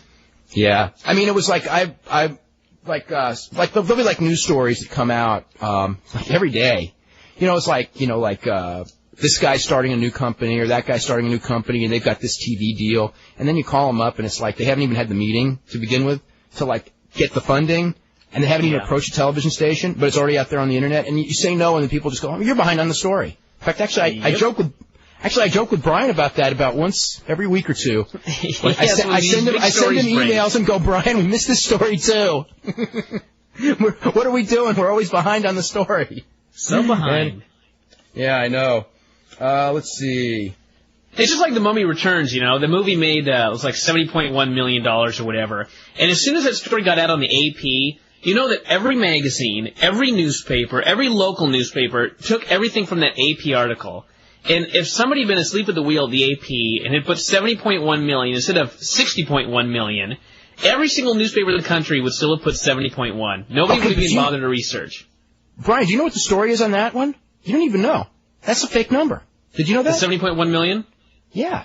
That number was done, that 70.1 million number was done on Sunday morning. It already came out. That's where I got the article was Sunday morning, and I was going, how do they have Sunday's box office figures on Sunday morning? How can they have Sunday's box office on Sunday morning? It was the estimate of what they expected on Sunday. It was only an estimated number. That wasn't even a real number. Uh-huh. So, I mean, it's probably not that far off what they probably, but I'm just saying... Yeah, it's probably real close, but I mean, it's like they have this number, including Sunday. Well, really, how do you get a number at the end of the weekend anyway for all these, movie theaters across the nation? It's got to all be an estimate. It's got to be. It's right. It's got to be. But it's probably not far off, and I'm sure it really did set those records. It's like TV ratings. But I mean, So anyway, this guy is. I will give Mushnick credit. He hasn't said anything stupid for a while, but his UFC article. It wasn't an article. It was like 2 sentences. He pretty much spit right in your face. He didn't spit in my face. He just didn't call me and said something stupid. That's not spitting in my face. That's totally different. You're one of the few writers out there that give the sport a good name, and then this jackass in a big publication like the Post goes off on a subject he knows nothing about and gives MMA a bad name. Okay, let's see. I'm just wondering where the Honky Tonk Man's website is. What is it? Is it HTM? I'm not sure. There's a lot of controversy. I don't know what it is. Yeah. I don't think it's honkytonkman.com. Somebody can let us know. Do you remember when Cyclone Negro was on the show Lie Detector and was caught lying, saying that he never wrestled in a match that was predetermined? Wasn't that Lou Albano? I think that was Lou Albano. I don't think that was Cyclone Negro. When Russo maybe he did too. Yeah. When Russo they both would have failed. Yeah. When Russo insulted, I think he may have done that too. I seem to remember that maybe there was probably 2 different shows, huh? Anyway. Yeah. When Russo insulted Hulk Hogan at Bash at the Beach, was that a shoot? I think he meant everything he said, if that's what you mean. He had not agreed to, I think that promo was not a planned promo. How about that? Oh, it was planned by him. I think it wasn't. I think that Hulk Hogan did not know about that promo ahead of time. Now, everything else that happened on that show, they had all agreed on. And maybe they agreed on that too. I mean, that was a real lawsuit, and that was the basis of the lawsuit, so I would guess that Hogan didn't know. Yeah. Do you think the ratings decline can be attributed to Rock's absence? Partially, sure. Yeah, I think that's part of the reason. Rock's absence, Austin's turn. Austin's turn, not following up on the WCW. The TV's gotten worse. They're all factors. What was the buy rate for Backlash? Too early. They don't have any information in from In Demand yet. Was the incident on 2020 in the early 80s between David Schultz and John Stossel real? Very much so. It was damn real. Yeah, that was scary real. Whatever became of David Schultz, he was a bounty hunter for years, and I don't know what he's doing now. Donnie Leibel saw him not too long ago at his daughter's wedding, and I think he's driving a truck now. I'm pretty sure that's what he's doing. Let's go to Herb in Houston. Herb, what's happening? Herb. Hey, Charles, what's up? Hey, Dave. Hey, Brian. How you guys doing today? Hey. We're doing good. Very good, very good. First, let me start off by saying both of you guys did excellent jobs on the Johnny Valentine obituaries. They were very well done. I enjoyed both of them very much. Brian, in addition to having a singular wit, he has a real gift for getting a lot of information into a small amount of space. That's just because the computer crunches things good. That's not... I can do that too with the same computer program. No, you know what? I gotta get not just physically a small amount of space, but with few words. You know what I want to compliment you on, Brian, though, is like on the Valentine thing. What I was impressed with is you did a hell of a job on that, and you never saw him. Like I didn't see a lot of Johnny Valentine because it was kind of. It was my childhood, but I did see him, and I can visualize what he did and everything. But you're really going. You did a good. You did a good job basically from people's stories. I know you didn't grow up watching him, which I saw a little Johnny bit, Valentine, but not very much. In fact, I think it was like 2 matches. I saw he and Wahoo live, and you did excellent. I saw them tear the place down. And well, thanks. Both jobs were very well done. Dave's did crush mine, though, I must say. Crush mine. Well, Dave gives you that whole journalistic thing, though. Yours are almost like the Reader's Digest version, but they're excellent, whereas Dave's is the huge editorial.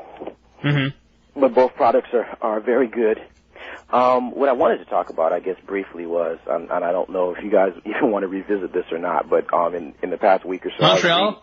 No, That's never okay. Montreal. We can talk about that one forever, because we will. In the past week or so, I was looking at the website, and I was reading a lot of the comments and criticisms of Hunter, and let me start by saying I agree with Brian 100%. But I have also noticed that Hunter, obviously, by some of his mannerisms in the ring, he obviously does study a lot of Ric Flair tape, and especially when he's doing long matches, you can tell he's just watched a bunch of Flair matches. Whenever he has a long match, you see a lot of the Flair stuff in there, and Harley Race too. That's exactly. Well, Flair and Harley, they did a lot of the same things too. That little knee thing that they both do, they did some of the same stuff. What I'd like to say is this. I don't know if any of those guys listen to the show or not, but if I could ever have a conversation with the guy, I would love to say, don't just look at Flair's matches, but look at his psychology. I think the one thing that Ric Flair was the master of was if he was in a feud or doing a program with a guy that obviously was not his match, Flair could make you believe and suspend your disbelief that any guy, if you get him mad enough, is dangerous to you. It doesn't mean that they're on your level, but they're dangerous. Like Medusa. Like Medusa. Yeah. That was going too far. In a lot of ways I think wrestles more like Flair than Hunter? It's Kurt Angle.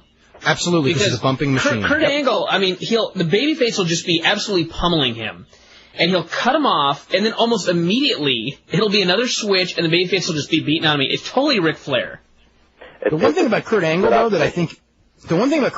where I think that he actually... he'll never be better than Flair in that he'll never have the opportunity to work the long matches. And I don't know that he'll even be as good as Flair on interviews, even though he's great on interviews himself. But the one thing about him is that his offense is much better than Flair's. Yeah. I would love Kurt Angle. Like when he makes his comeback, his moves are so smooth. Like the suplexes and every bit of offense he does looks great. Flair's offense was a lot more limited. Mm-hmm. Yeah, he's a naturally gifted guy. Obviously, he's a naturally gifted guy, especially if he was able to wrestle in the Olympics. In analyzing Flair, I noticed, two different things.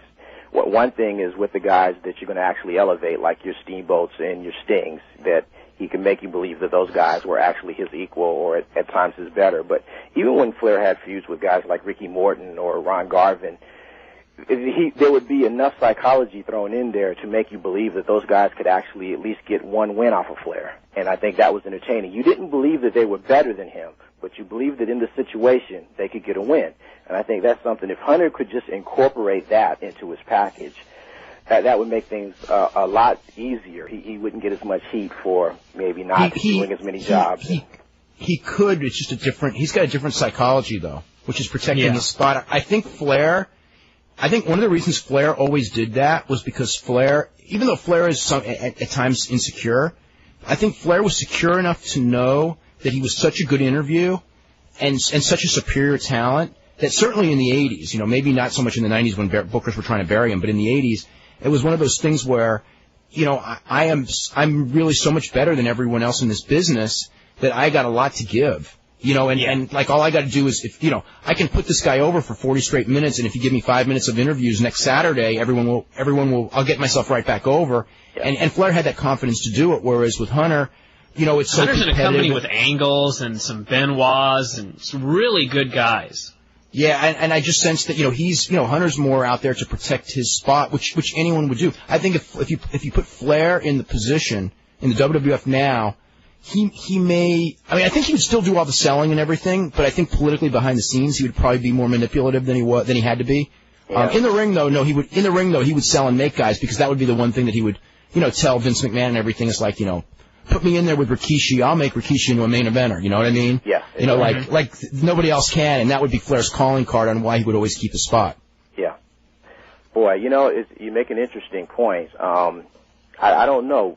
To me, when it comes to who should be elevated next, I don't know if you guys agree or not, but it probably should be, the management decision. It should be McMahon's decision, or, McMahon and Ross together. And all of the help should go with the decision. Well, it will. It's just that they just, I think the one that, their chosen one's going to end up being Rikishi or Bradshaw or something. I just get this feeling. Yeah. Yeah, only the big guys, huh? No, I don't know. I don't know where, Angle's cooled off. Benoit. Which is so sad because, every now and then I'll watch that tape again. The Kurt Angle video. That's so awesome. Every time I just watch that, and then I watch some of the stuff that they do with him now, and it's like, this guy is so utterly wasted here. Well, I think the two guys that McMahon has that I think that are diamonds in the rough are Angle and Benoit, because I think even though McMahon, yes, he is the big man and he only really relates to bigger people, I respect him enough and view him as being smart enough to be able to recognize when he has something unique in those two guys, because they're two guys that are not big, but they work big, though. And they look exactly. Good. That really can get an audience behind you. When you have a little guy like that can work big, and he looks believable against anybody you put him in the ring against, that's a hell of a gimmick.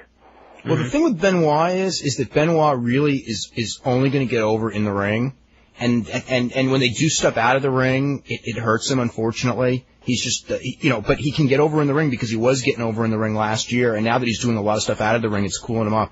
Angle obviously is a lot more versatile. But Angle, the thing that kills Angle is that he's a geek.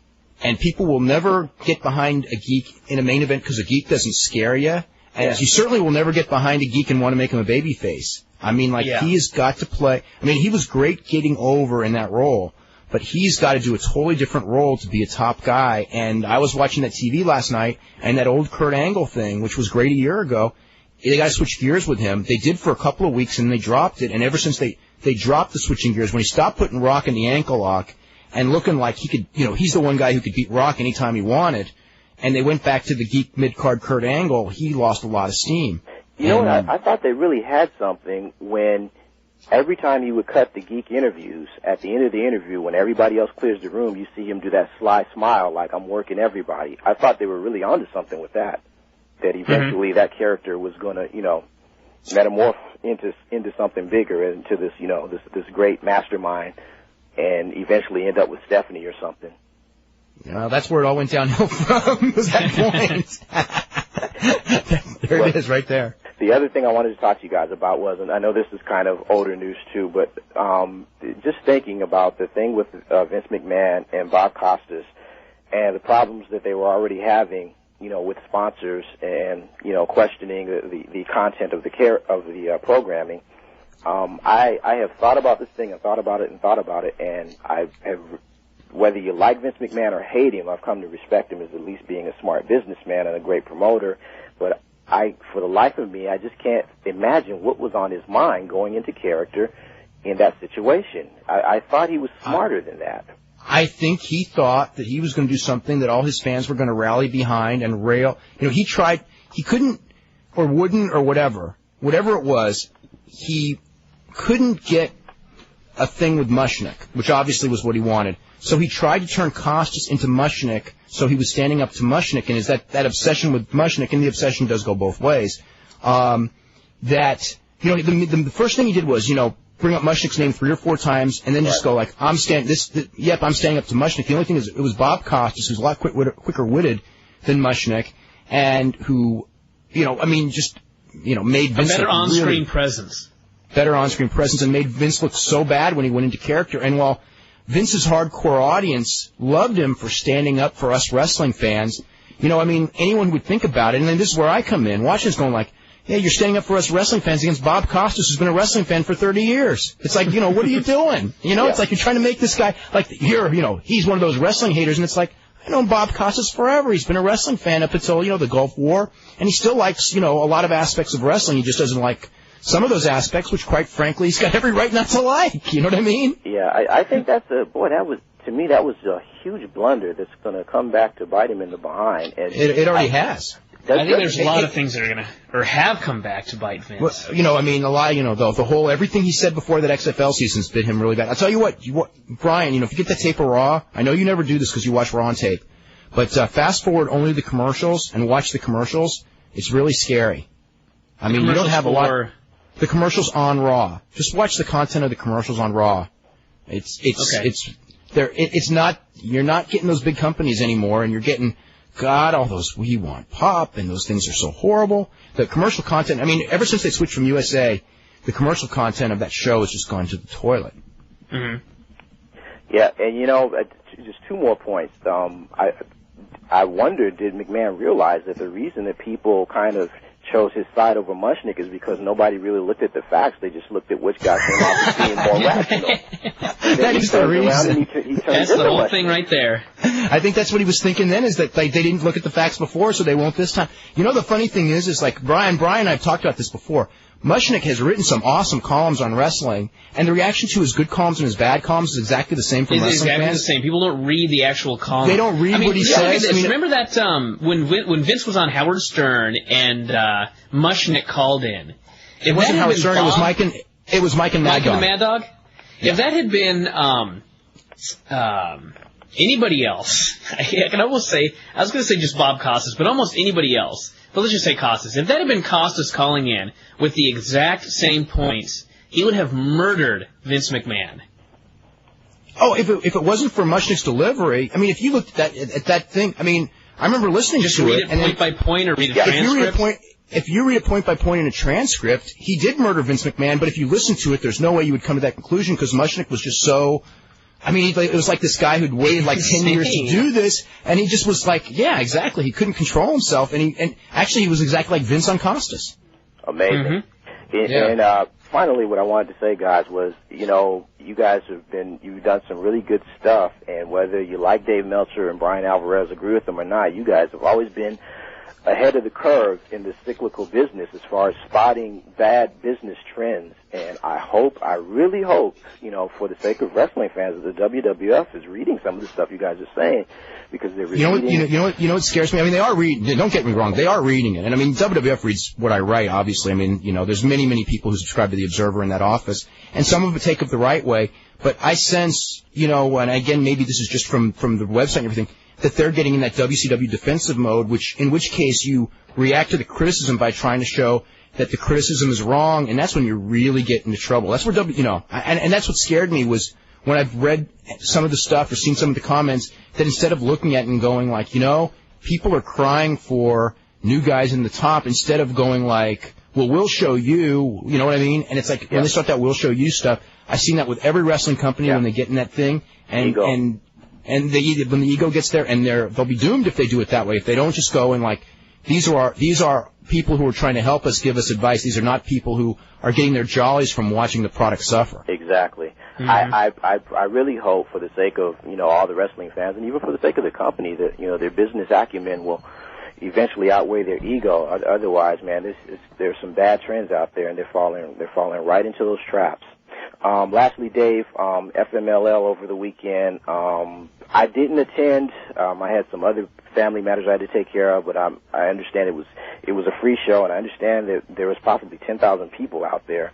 Really? Yeah, the main event. Who'd you have? You had Santo there, right? Yeah, Santo, Durango, and Chilango against Poison, Vision, and Mysterioso. Carlos is going to call you up with full details of everything. Okay, awesome. Was that in El Monte, or what city was that in? Yeah, I think El Monte. Okay, cool. Okay, guys, thank you very much for your time.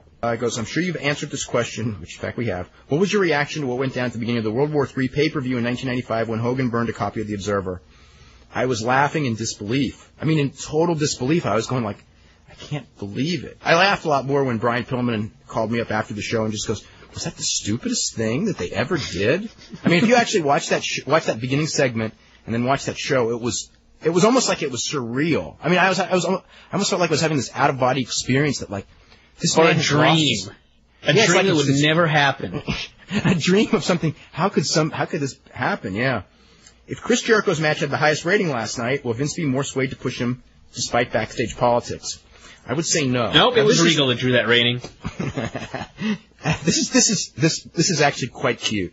Triple H wasn't on the show last night because he was in the control room messing around with the audience noise levels. That is so funny. Let's see. The person probably sent you those Madison Square Garden results to show that there was actually wrestling at the Garden before Hogan. Let me see if there's anything else in here. Let me say this really quick because we've actually gotten so many emails on this. Kurt Hennig is not gay, okay? Just want to clear that up. Let's see. This is from John, who goes, I'm not optimistic about the future of the wrestling business. It seems like the business is regressing and not evolving. The business gets no mainstream respect because its storylines are booked for simple-minded people. Wrestling can be such a strong art form when it combines the elements of sport, comedy, and drama, but instead we're force-fed, lowbrow, and nonsensical storylines. I watched Raw last night with some non-wrestling fans, and they thought that wrestling was the stupidest thing they'd ever seen on television. Imagine if they actually watched it every week and tried to follow the storylines. The Rikishi turn made no sense whatsoever on every level. It's funny that this is the only entertainment form that I follow, and I'm half the time embarrassed to be a fan. I still have shame in telling people I like wrestling. As long as the storylines continue to insult the intelligence of the fans, this business will have a negative stigma. Somebody wrote something here. Let me see what it is. I was like, someone was going like, are you sure the WWF really won the war? They survived the war. They won, and then they just kind of survived. Anyway, let's go to Greg. Greg, what's going on? I'm on the air? Yes. You're on the air, buddy. All right, I got a question. Isn't it weird that how we're talking about how if you mention Goldberg's name on WWF, like everyone will expect it, right? Well, isn't it funny that when Raw ends, the first thing we see, or at least in my area, we see the Goldberg monster truck. That's kind of weird. I mean, I'm getting. You think Vince is subliminally like booking the monster truck show too? God, think of all the money that those monster truck guys have with these characters that aren't even on TV anymore, like Sting and Goldberg. What's going on with those? I don't know, but Goldberg had a kick-ass monster truck. I remember that. I know, it's just weird. I mean, another note from the show, like, do you have any, like, crazy stories about fans running into the ring or throwing crap in the ring or, like, anything weird? Like, you've been watching wrestling for a while, so I assume you do you watch that monster truck show on TNN after Raw? I didn't watch it. I mean, you didn't watch it? I saw Goldberg's truck. Nobody does. That's pretty funny. Have they ever had a battle on Cobo Hall?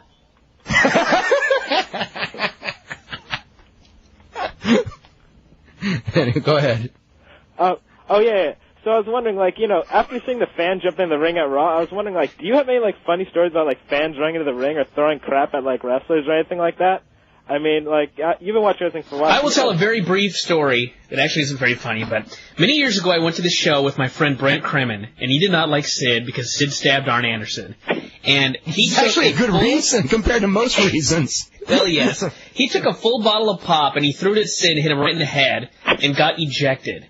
And about 3 months later, I was talking to my friend Craig, who absolutely did not know Brent Kremen from anybody, And he said, Brian, last time I went to a show, this total freak threw a pop at Sid and hit him right in the head, and he got ejected. And I had to go, that was my friend Brant. So it is a very small Tacoma Dome. But that's my story about jumping the rail. And ever since then, whenever I see someone jump the rail, I think it's Brent Kremen.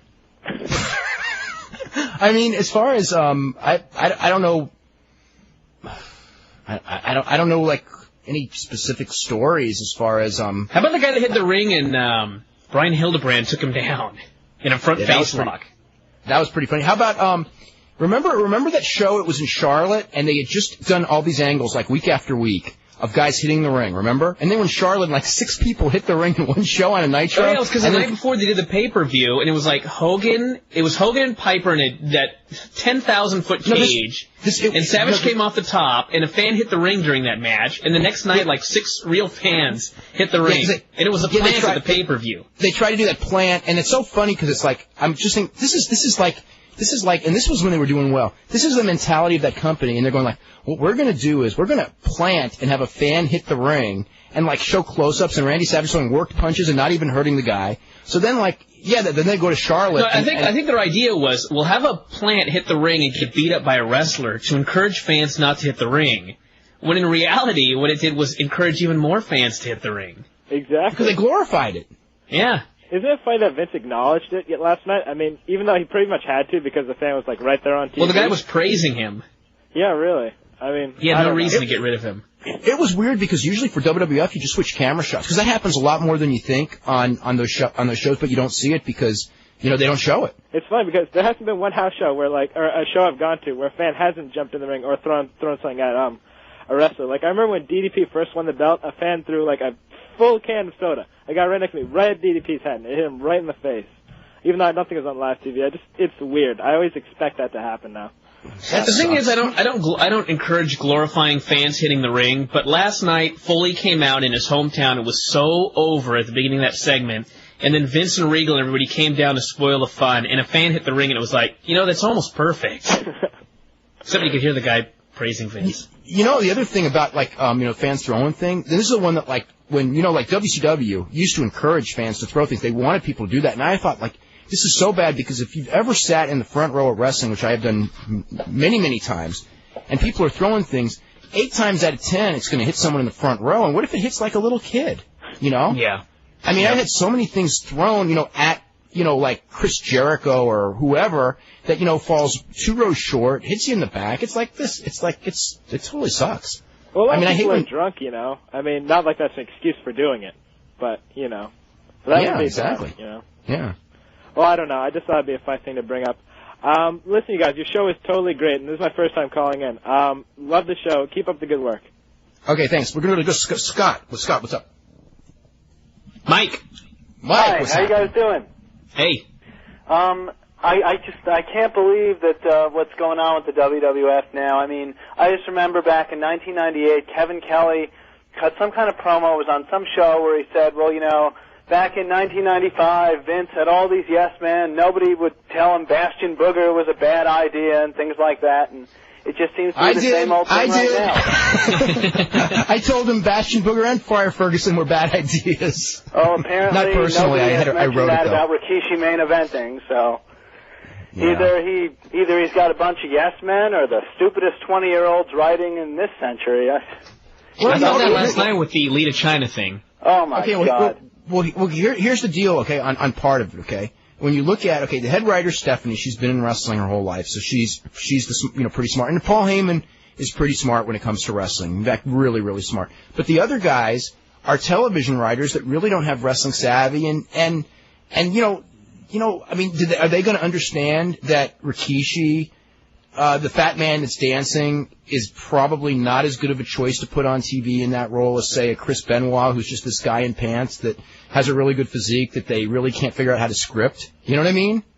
Well, so I mean, you got to realize they're not people who have a background of studying the wrestling industry, and that's part of the problem.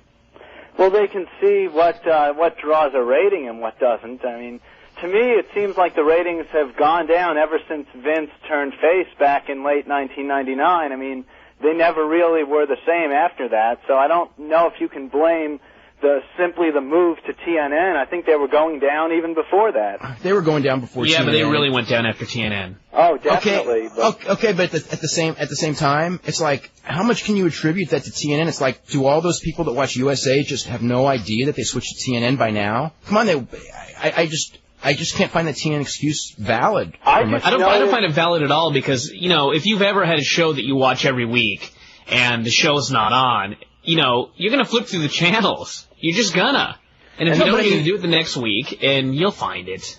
It's not like it was on a different time on a different day. It was on the same time, the same day, just on a different channel. You can't tell me people were too stupid to not find it. Vince Russo, but the fact of the matter is, I just noticed such a creative downturn in late 1999 with a mild upswing with the Triple H Foley stuff, but it just hasn't been the same creatively since then.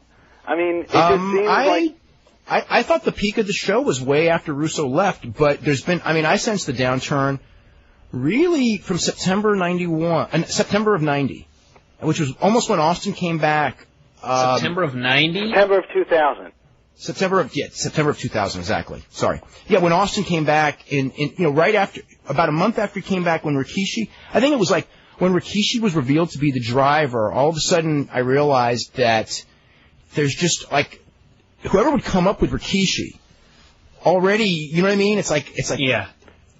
From that point forward, I think it's been slowly going down. And it was a combination of that and the Hunter Angle thing having no real finish. The Hunter Angle thing but that was at the same time period. Heartbreaking. That was absolutely heartbreaking. Yeah, them blowing the Hunter Angle thing, and the thing that kept them going up until a month ago was the fact that even though a lot of the stuff wasn't good, is that early this year they had a run of incredible television main events with Angle and Benoit and Rock and Steve Austin and Hunter, like in various forms against each other week after week, and I think that really was strong. And then they still had that Rock and Austin main event coming, which was the one match everyone wanted to see. And then all of a sudden, after that, we haven't been getting that quality of main event anymore.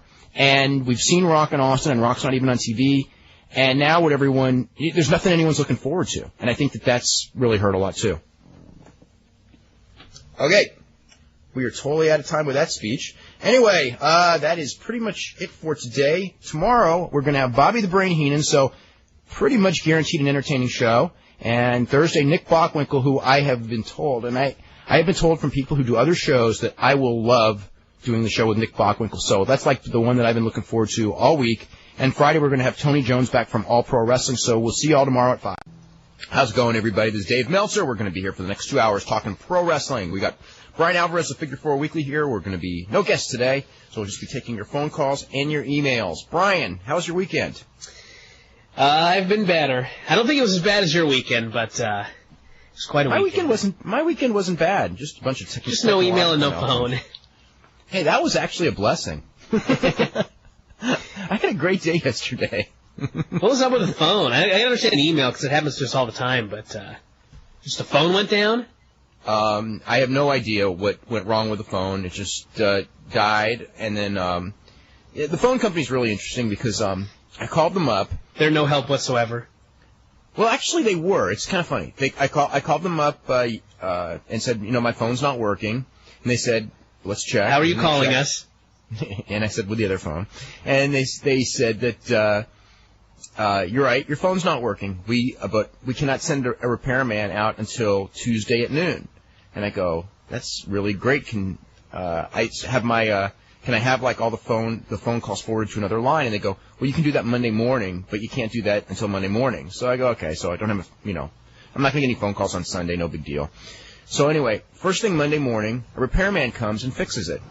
And since then, another repairman has come and fixed it. And tomorrow, I'm assuming that a third one is going to come, except it's been already fixed. So it was actually, that's like the opposite of what I expected. So at least it got fixed. It's fixed, so that's cool. Let's see. What was wrong with your weekend? I'm just all stuffed up. My nose is all stuffed up. Feel kind of sick. And I suffered through 2 hours of The Mummy Returns. And tell me about it, because I did not watch it. My don't go. Actually, hey, if you want to bring the 13-year-old brother, go ahead and bring him, because I'm sure he'd enjoy it. And I don't see like a lot of big budget action movies, but I would actually think that this probably wasn't any more or less stupid than any other big budget action movie, but it was pretty hokey. And, you know, The Rock's in there at the very beginning, and he actually does have a speaking role, but he speaks Egyptian, so I don't know if you can get an SAG card off that, but he's in there.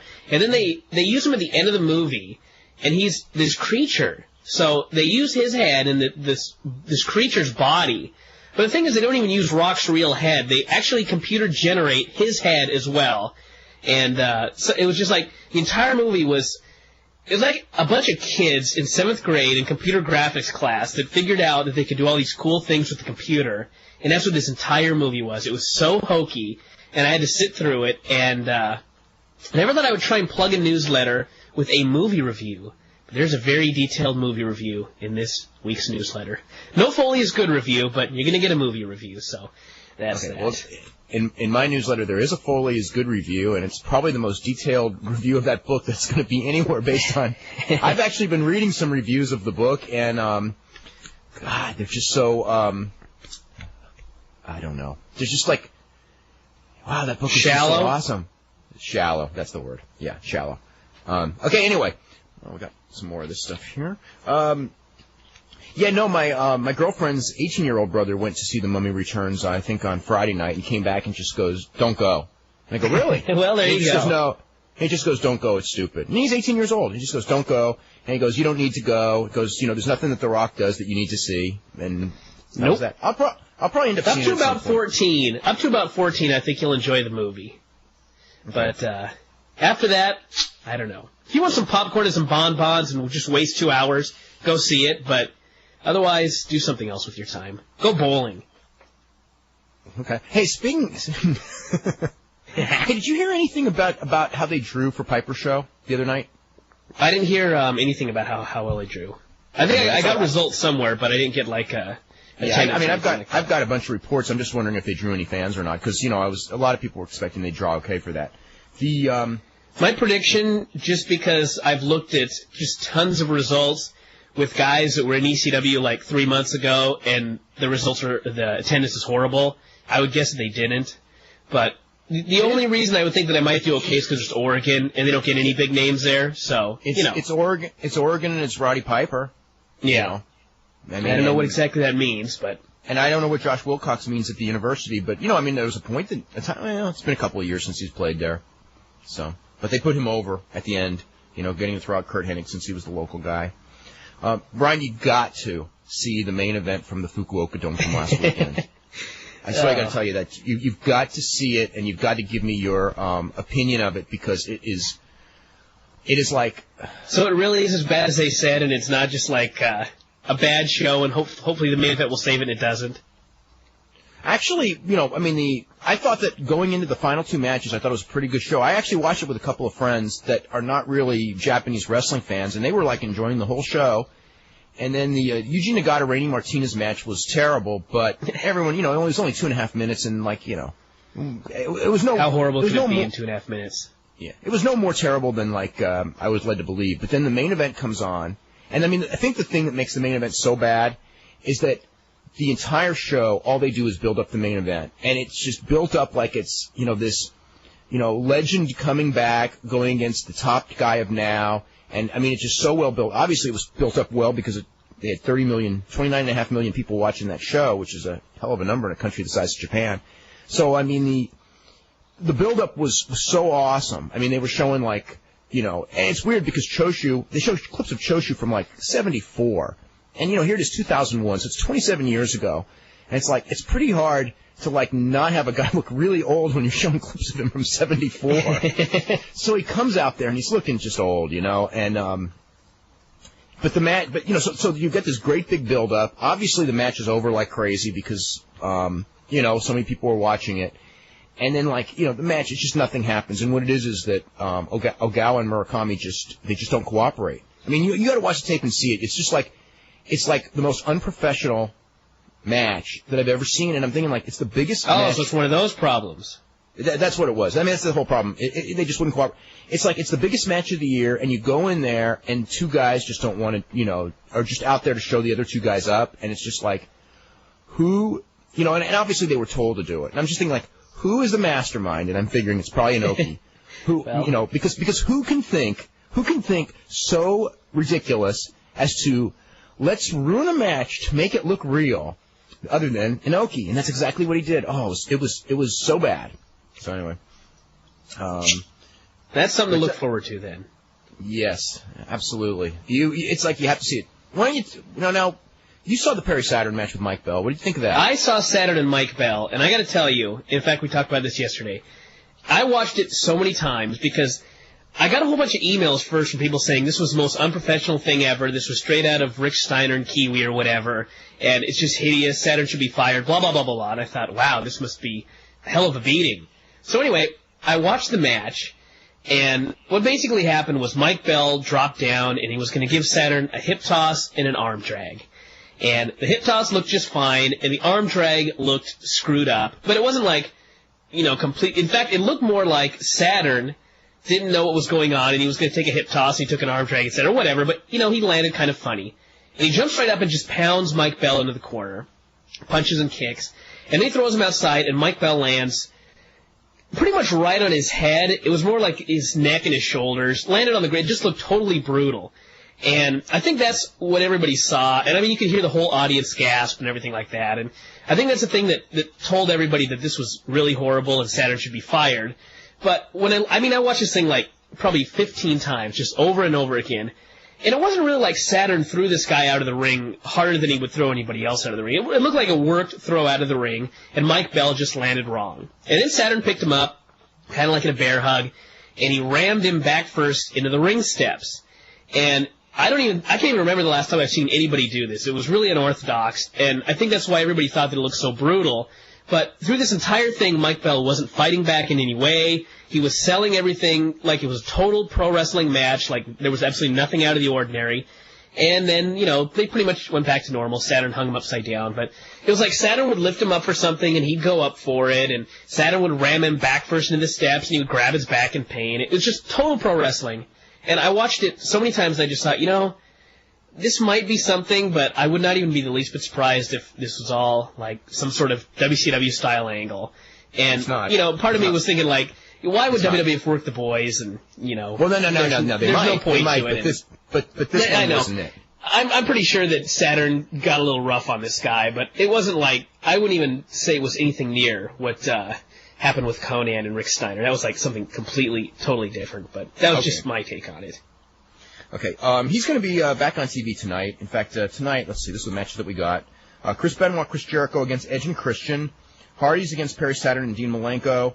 Test and the APA take on The Big Show and The Right to Censor. Oh, God. Wow. Oh, God. And Lita and Chyna as a tag team, and then, I don't know what else. Hopefully, before the end of the show, maybe we'll hear a main event or something. Does Right to Censor have the longest breakup angle in the history of wrestling yet? I'm still waiting for it to happen. I'm begging for it to happen. The Varsity Club had one forever. Remember, this was like 12 years ago. But, I don't know. Let's see. Undertaker is, I think Undertaker's a TV. Nothing else new there. The July 22nd pay-per-view for WWF is, in fact, going to be called Invasion and not fully loaded. And there will be WCW talent appearing in some form or fashion on that card. So, anyway. An invasion. There will be the invasion. Yes, in fact, there will. The Mummy's estimate for the weekend was $32 million. So which I find completely appalling. So it's $116.5 million after 10 days were the estimate. I haven't seen the morning numbers. This was yesterday, so it was an estimate of what they were going to do on Sunday, so that number may be off slightly. But probably isn't off all that much. And what else is going on here? God, I saw like so many reviews on all these websites. And the websites that they were on had these polls asking fans, what do you think of the movie? Out of 5 or whatever. And these polls were so high, I couldn't even understand it. It's like everybody loved this movie. It's because the wrestlers in it, and wrestling, you got to support wrestling. No, this wasn't wrestling websites. Oh, these were mainstream websites. That's why I was so freaked out about it. Oh, okay, no. Think about this one, too, though. No, think about this one. What is the age of people that are on the web? And that's the movie. That's that target audience for that movie. Probably right. So, I mean, there you go. I mean, but it got great exit poll reviews. I mean, I remember after the first night, it was the review, from the people that left the building when they asked them. I mean, it did very, very well. Mm-hmm. But anyway, this is now. I don't know. This is our Smackdown poll for the weekend. What did you think of Smackdown? 5% excellent, 16% good, 20% average, 28% bad, 31% awful. I mean, there's a definite. How can that be? I know, because it wasn't that bad at all, but whatever. There's some good wrestling and some funny skits. The main event stuff was horrible, but yep. I guess if one bad thing can bring a whole show down, then it was horrible. Hogan and Universal are having their meeting today. This will be, according to Hogan, on Bubba the Love Sponge, and you know that's always accurate, the make or break meeting. So anyway. Which means it's not. Now, when I heard about it, I didn't hear it was the make or break meeting. I heard it was just the next meeting. So, who knows? Poll for today is, which of these styles do you think will produce the number 2 sports entertainment pay-per-view group next year? Lucha style. You know what? I didn't put is like WWF style. I should have. Someone copying WWF. But anyway, I put lucha style, extreme style, old style, which is like, like someone bringing back old style. Before 1997. Yeah. Real style, which is like UFC Pride, or E, nobody will be on pay-per-view next year but WWF. So that's the question for today. Any more news to get to before we start hitting emails? Got tons of emails. That's not it. No other big news. Totally quiet weekend, really. Hey, is that WWE pay-per-view this weekend? Sunday. Coming up Sunday, 21st? Yes. Oh, or 20th? 21st. Wow. 21st, right? Or 20th? I don't know. 20th. It's whatever Sunday is. Yeah. Okay, so anyway.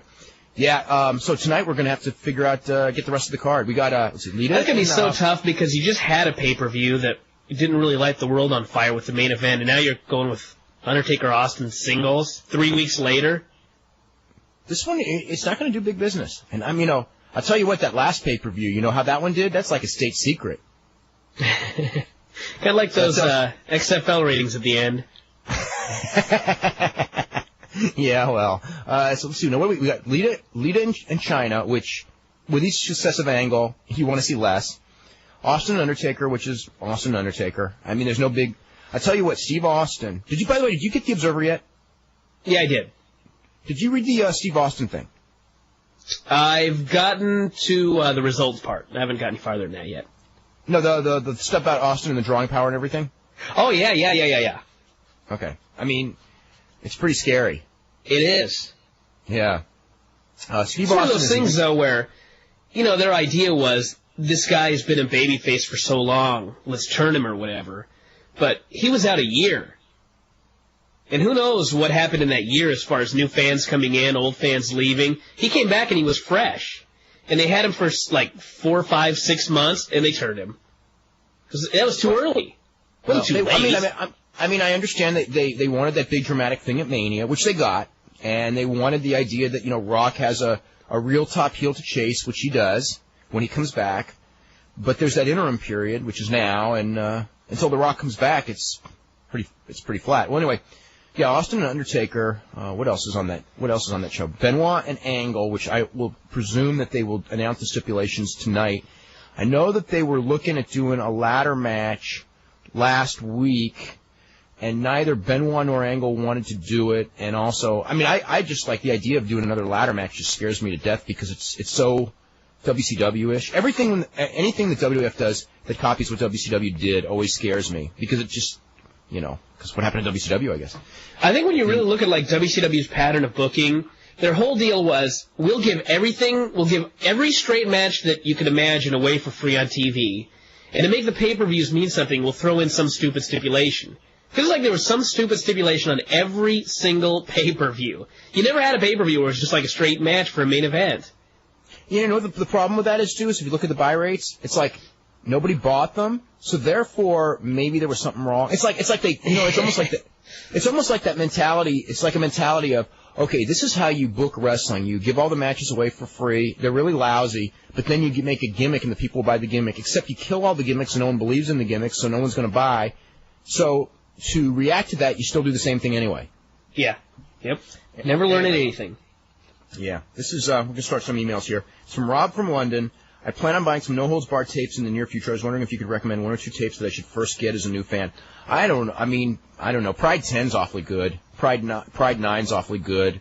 What UFC? The last couple of UFCs, most of them have been really good, too, although they're not out on commercial tape yet. What is the likelihood of PG-13 going to WCW? Pretty much none, I would say. Do you think it's possible that Pat Patterson didn't know about the Montreal screw job? No. He was the one who suggested the spot. That was the finish. How could he have not known? Okay. This is from Robert Martin, who's asking the question. Anyway, here's the question. I heard there's a rumor that Shane McMahon and Rob Van Dam had a meeting. He heard there was a rumor? Yes. He didn't actually hear the rumor. He heard a rumor about the rumor. That there was a rumor, yeah. Is that true? Okay. What was the rumor? I wasn't listening. That Shane McMahon had a meeting with Rob Van Dam about joining WCW. Well, first of all, the guy who's in charge of the talent in WCW is Jim Ross, not Shane McMahon. He's a double agent, that Jim Ross. Yeah, and Jim Ross had a meeting with Rob Van Dam. The same day that we were in LA, he had the meeting with Rob Van Dam that day. The meeting went really well, and I think that both Rob Van Dam and Jim Ross expect that at some point very soon, Rob Van Dam will be signed by the WWF. And he may be sent to WCW. In fact, I would say probably would be sent to WCW, but not for sure. Those decisions have not been made, and he hasn't been signed yet, so they're not going to really make that decision until they got the signature. But I strongly expect that Van Dam's going to be in the fold very, very soon. Second, with the lackluster storylines but great wrestling on WWF TV, I don't think the rest has been that great. Some of it's been pretty decent. What would you recommend they would do to spice things up? Ratings are stagnant, and would Vince take a chance on some of the WCW talent to help out, I suppose, like DDP or all these guys? I think that if you're going to do a WCW, which they are going to do at this point, you don't want to put those guys on WWF TV and get them in WWF storylines and then create a WCW afterwards. And they don't think that either, I don't think. Let's see. This is from Juan, who says, is K1 worked? It seems to me to be a shoot for the most part, with worked aspects occasionally, like uneven matchmaking, like the last tournament, which seemed to exist only to get Jerome LeBanner over. Which, in fact, is what the last tournament was, and you're right. Also, it seems fighters may go easy sometimes. The last show saw Peter Arch and Ernesto Hoost not doing so well or being that aggressive against seemingly overmatched opponents. But I can tell you, the mentality of fighting and training for a fight is really, really hard. I don't think that if you've never done it, and I've never done it, but I've been around people who've done it. It's really hard, and the quality of your opponent reflects the quality of your training. If you are scared going into a fight, you will train your ass off. If you are not scared, you will not train nearly as hard, and then when you get into the fight, all of a sudden you're not as sharp. You're shocked, and then you get scared. And then you go, God damn, I don't ever want to do this again. So a lot of times, we've seen it in both Ultimate Fight, boxing. We saw it with Lennox Lewis in the last boxing match.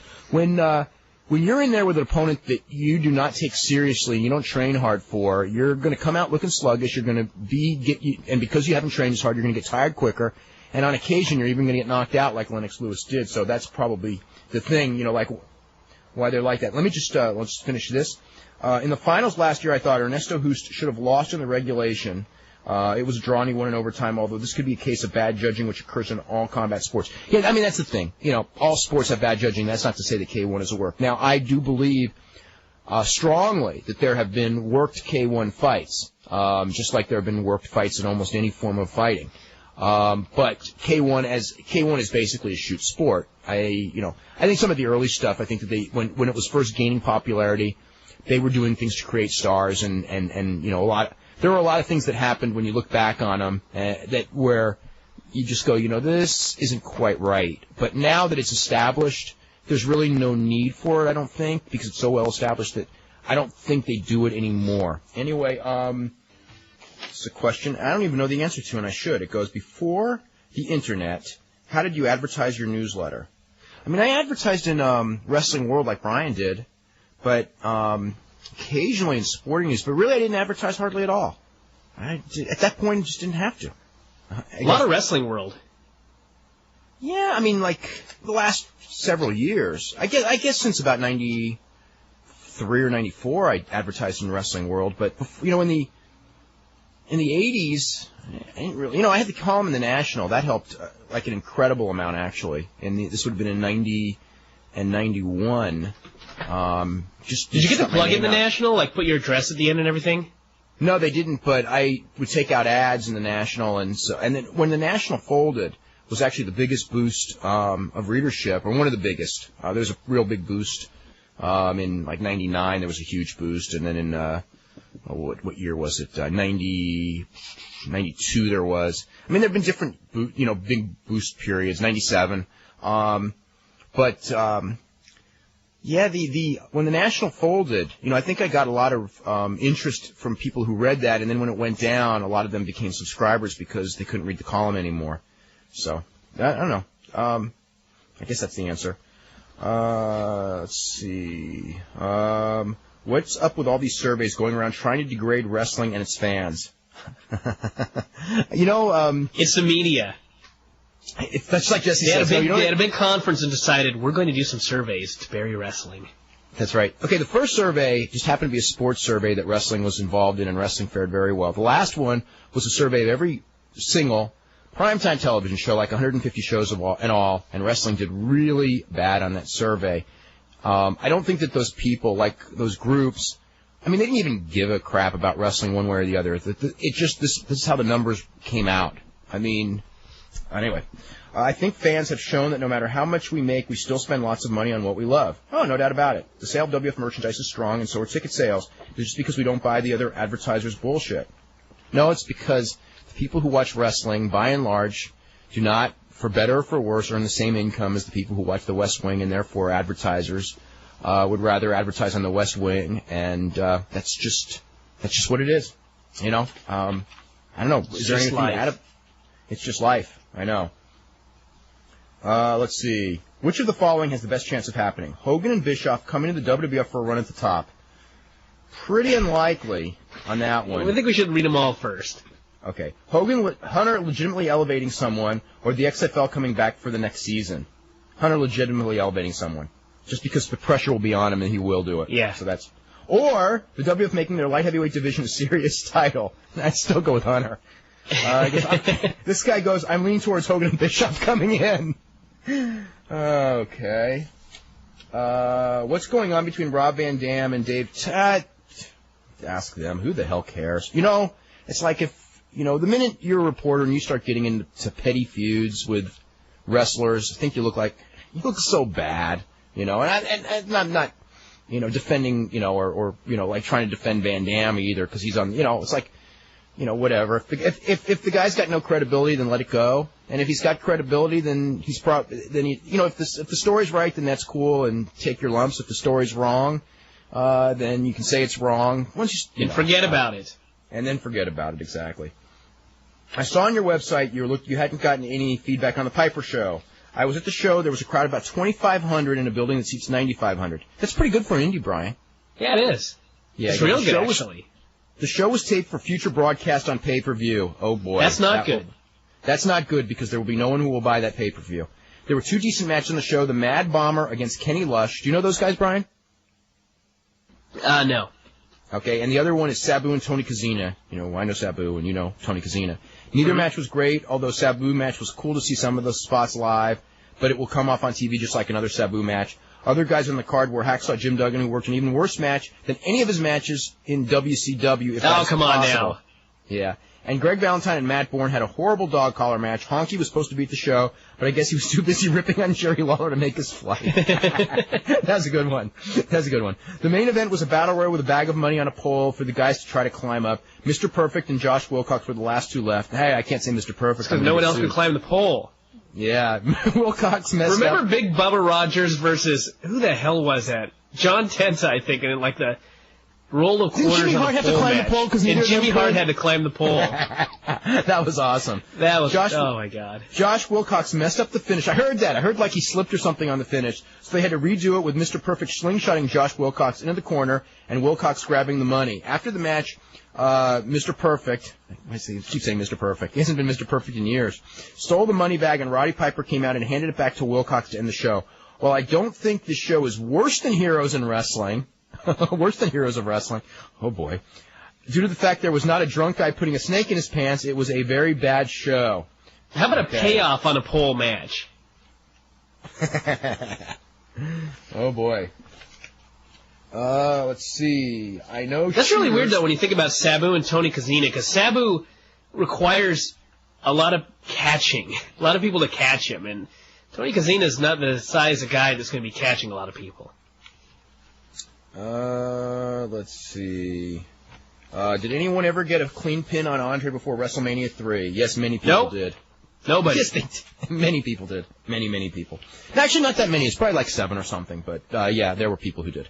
He was too big at 7'4" for anybody to get a clean pin on him. Okay. Kinect was like the, most famous. And Antonio Inoki. Well, actually, he's more famous than Kinect. But there were several guys who did, yes.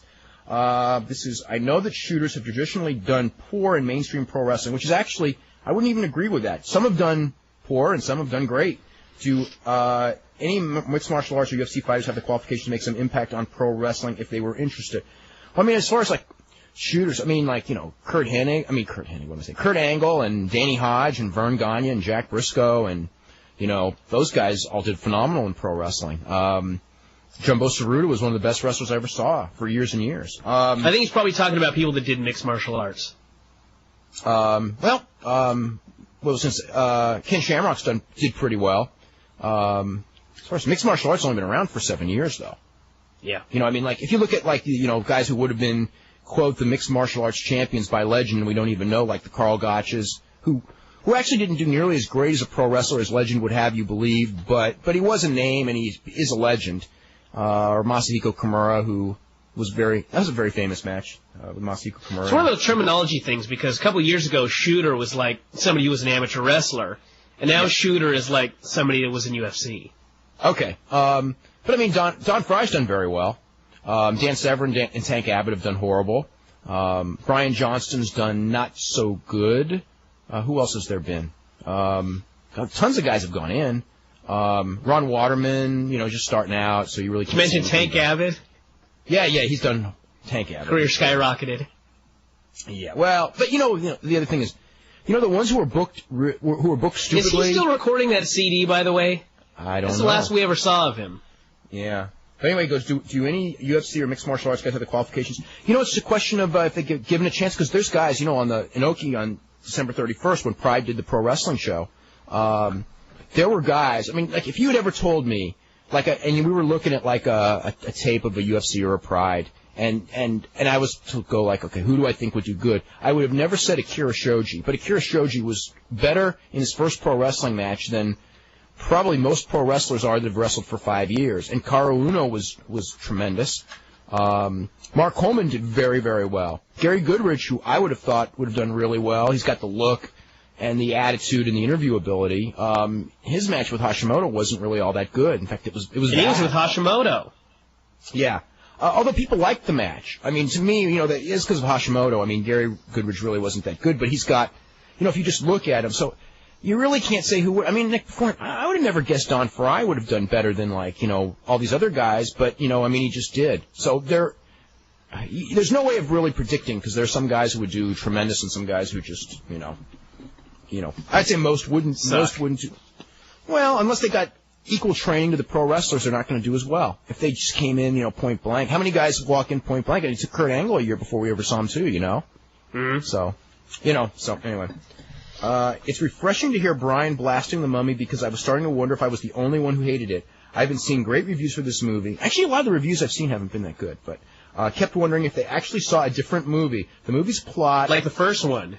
Yeah, the movie's plot is the movie equivalent of an Undertaker and Kane storyline, incoherent, made up as it goes, and just feels slapped together. Was it that bad?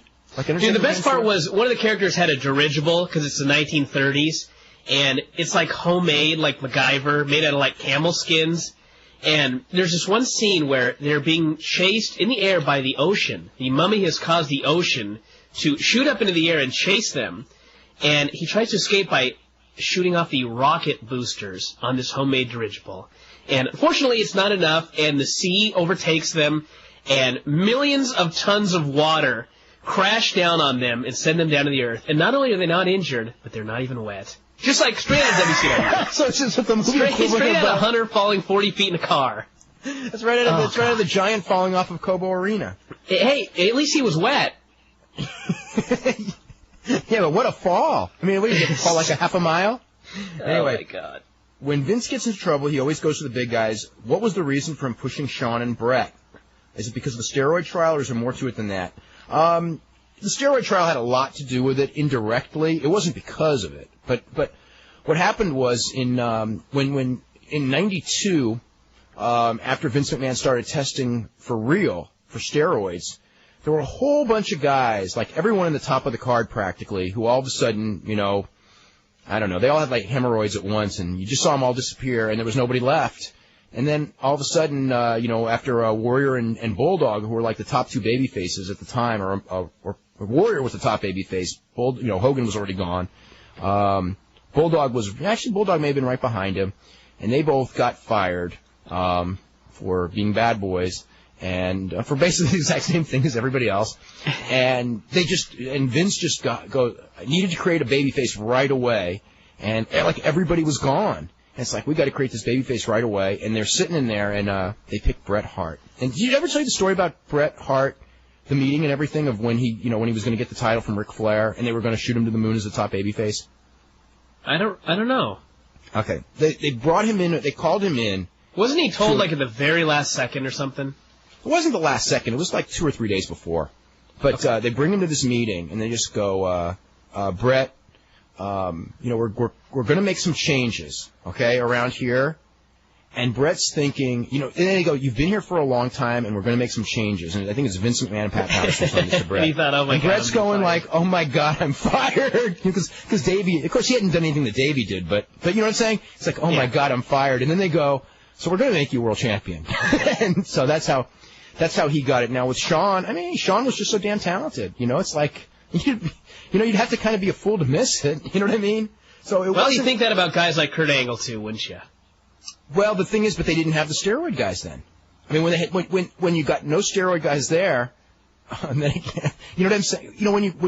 When all those big guys have left for all of their various reasons, all at the same time, you kind of have to. They had a dearth of talent, and Shawn and Brett were the two most talented guys there. So I think that's how it happened. Let's see. I was wondering who you think is the most forgettable WWF champion. The one that always surprised me was Kane. No, it's Shawn Stasiak's father, Stan Stasiak. This is a pretty good one. In defense of Perry Saturn, the guy did spend a lot of time in WCW and probably thought beating up another wrestler would get him at least an Intercontinental title shot. Yep. The world title, right? Yeah. What was the attendance at AWA's Wrestle Rock 86 in Minneapolis? I'm trying to remember if that's the show where Bruiser Brody and the Sheik and Vern Gagne and Greg Gagne were all in there at the end. I think it was 16,000. Who trained Steve Blackman, Easy Money, and Jason Jett? Easy Money and Jason Jett are the same person. I don't know who's saying trained Easy Money. Steve Blackman. I don't know where Steve Blackman was trained, but the first I heard of Steve Blackman was wrestling in Calgary in the mid-'80s, when Owen Hart was there and Brian Pillman and all that. Let's see. Anyway, what else do we got here? After Thursday's show, I was wondering how true it was. Nick Bachman said during the 20th century, territories were decreasing decade by decade. How early did this trend start? I think they were, because I looked at stuff in the 50s, and there were a lot more territories in the 50s than there were when I started watching wrestling in the 70s. And in the 80s, there were fewer than the 70s. So they were decreasing. But still, even at the early 80s. Down to 110. But even they were still probably 25 or so in the early 80s, something like that. This is you talked about Randy Savage's old ICW music. In fact, you talk about it a lot and play it a lot. One time on your show, Jim Cornette said it came from a movie soundtrack, but I do not recall what movie this was from. It's a theme from the movie Midnight Express. Was the original Randy Savage entrance music, which later became the theme to the show, the ICW TV show, and then later Randy Savage came out to Fame. Al, do you know what Fame? What movie that was from? It was the movie Fame, right? The movie, yeah. Actually, it was a television show as well. It was later, but it was originally a movie. Right, it was originally a movie. Yes. Okay, so that's the answer. And also, Brian, how can they get back TV shows? How can they get back issues of Figure 4? That's a damn good question. They are not currently available. Well, it's a damn bad answer. Especially before issue 100, which will never be available. Okay, is it true that before Hogan left for WWF, he no-showed a date for the AWA? It depends on what you consider no-showing. I mean, if you were a fan of the AWA, he no-showed about 20 dates, because Verne just kept advertising him long after he was gone. But, what happened was he cut the deal and went to Japan, to go to WWF. So this is in, November. He cuts the deal with Vince Sr., goes to Japan, when Vince Sr.'s in Japan, and Vince Jr. And then, while in Japan, he sends a telegram to Verne. It is around December the 18th. And he was supposed to be back. Verne was starting back running December the 25th. He just goes, and he sent a telegram from Japan going like, Verne, I quit. I'm going to work for Vince McMahon. I'm not going to be at any of these shows. So all the shows from Christmas to the end of January, Verne still advertises Hulk Hogan to be there, knowing full well that he's not going to be at any of these shows. So then afterwards, they went on there and goes, well, he gave us our word, and, he also sent a telegram. So anyway, there's like 20 no-shows that Hulk Hogan did, but realistically, he told him he wasn't going to be there, so, I don't know. That was a big deal, though. Boy, when and they had like that sellout on Christmas in Minneapolis, and Hulk Hogan wasn't there. Boy. I don't know. Let's see. Was Perry Saturn sent home for shooting on Tony Bell or for his apparently injured neck? The actual reason was because of his injured neck, not for shooting on Tony Bell. Why was the WCW marketing study done if Vince Russo was going to bin the results? Because they started the survey long before Vince Russo ever got there. Oh. And they probably expected that maybe he would pay attention to the results as well. And chances are Vince himself would have never asked for a survey to be performed. Yes. Let's see. This is UFC 31 was a decent show. Semi Schilt versus Randy Couture is going to be very interesting, if they ever do it. I assume that's the matchup they're looking at. It's not yet, according to Joe Silva. Although they may do it. Didn't Joe just say if there's ever a match, we might as well make it as soon as possible? Well, he wants to make Couture and Pedro Hizzo rematch. Yeah. So that'd be good. As for that's what he's looking at as Anyway, as for Couture and Pedro Hizzo, John McCarthy should stop the fight at the end of the first round. Shades of Randleman versus Rutan. I thought at the end of that first round it should have been stopped, but they kept going. Hizzo clearly won round 2. I thought rounds 3 and 4 were even, with Hizzo winning 5. I expected Hizzo to win by a split decision. Hizzo only has himself to blame for not taking the openings he had in round 2. He reminds me of Kevin Randleman and Mark Kerr in that all three of them lacked the killer instinct. I just think that Randleman has the killer instinct. He just doesn't have finishing moves. I think that Hizzo is just, he does lack the killer instinct. I agree. When Couture smells blood, he's like a shark. Do you think that the no-shoes rule affected the wrestler's ability to shoot? You'd have to ask one of the wrestlers, but that's a good question. It would be interesting to hear what they have to say. Getting a hold of a ticket to a WWF UK card is impossible or very expensive. Most of the tickets are purchased in bulk by coach companies who sell them with hotel accommodations for an extraordinary amount of money. For the last UK show, The Rebellion in London, tickets with accommodations were being sold for £120, which, what's that, like almost $200? At the local coach station, they are selling one mid-range ticket with hotel accommodations for Manchester for £135. Okay, that's like $200.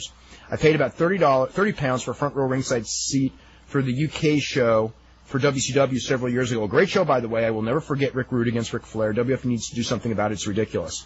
So, I guess the scalpers or the public isn't getting a chance by this. Well, when you're selling out 18,000 seats in 42 minutes, it sounds to me like people are purchasing more than like 2 tickets at a time, aren't they? That sounds about right. This is, if you think The Mummy Returns is hokey as hell, then you need to go see A Knight's Tale, where medieval peasants clap along and sing We Will Rock You, do the wave, and the Nike logo appears in a suit of armor. The only thing missing were peasants holding up misspelled signs. All right, let's go to Todd. Todd, what's going on? Not much. How you doing, Dave? Doing really good. Hey, Brian. Yay. Hey, you guys you referred to earlier, Brian, the payoff on a pole match. I actually saw one of those gimmicks. They did it on the last row of ECW house shows, I believe. Anyway. Was there anything on the pole? What? No, it was actually a swerve. There was an envelope, but once they opened it, there wasn't anything in there. It was sort of unfortunate. streamer didn't look so happy. Dave, I had a question for you. On the website, there's a reference to a book called Drawing Heat. I haven't heard of it. What is that book? I'm thinking that was a book written. It's a coloring book. No, it's not.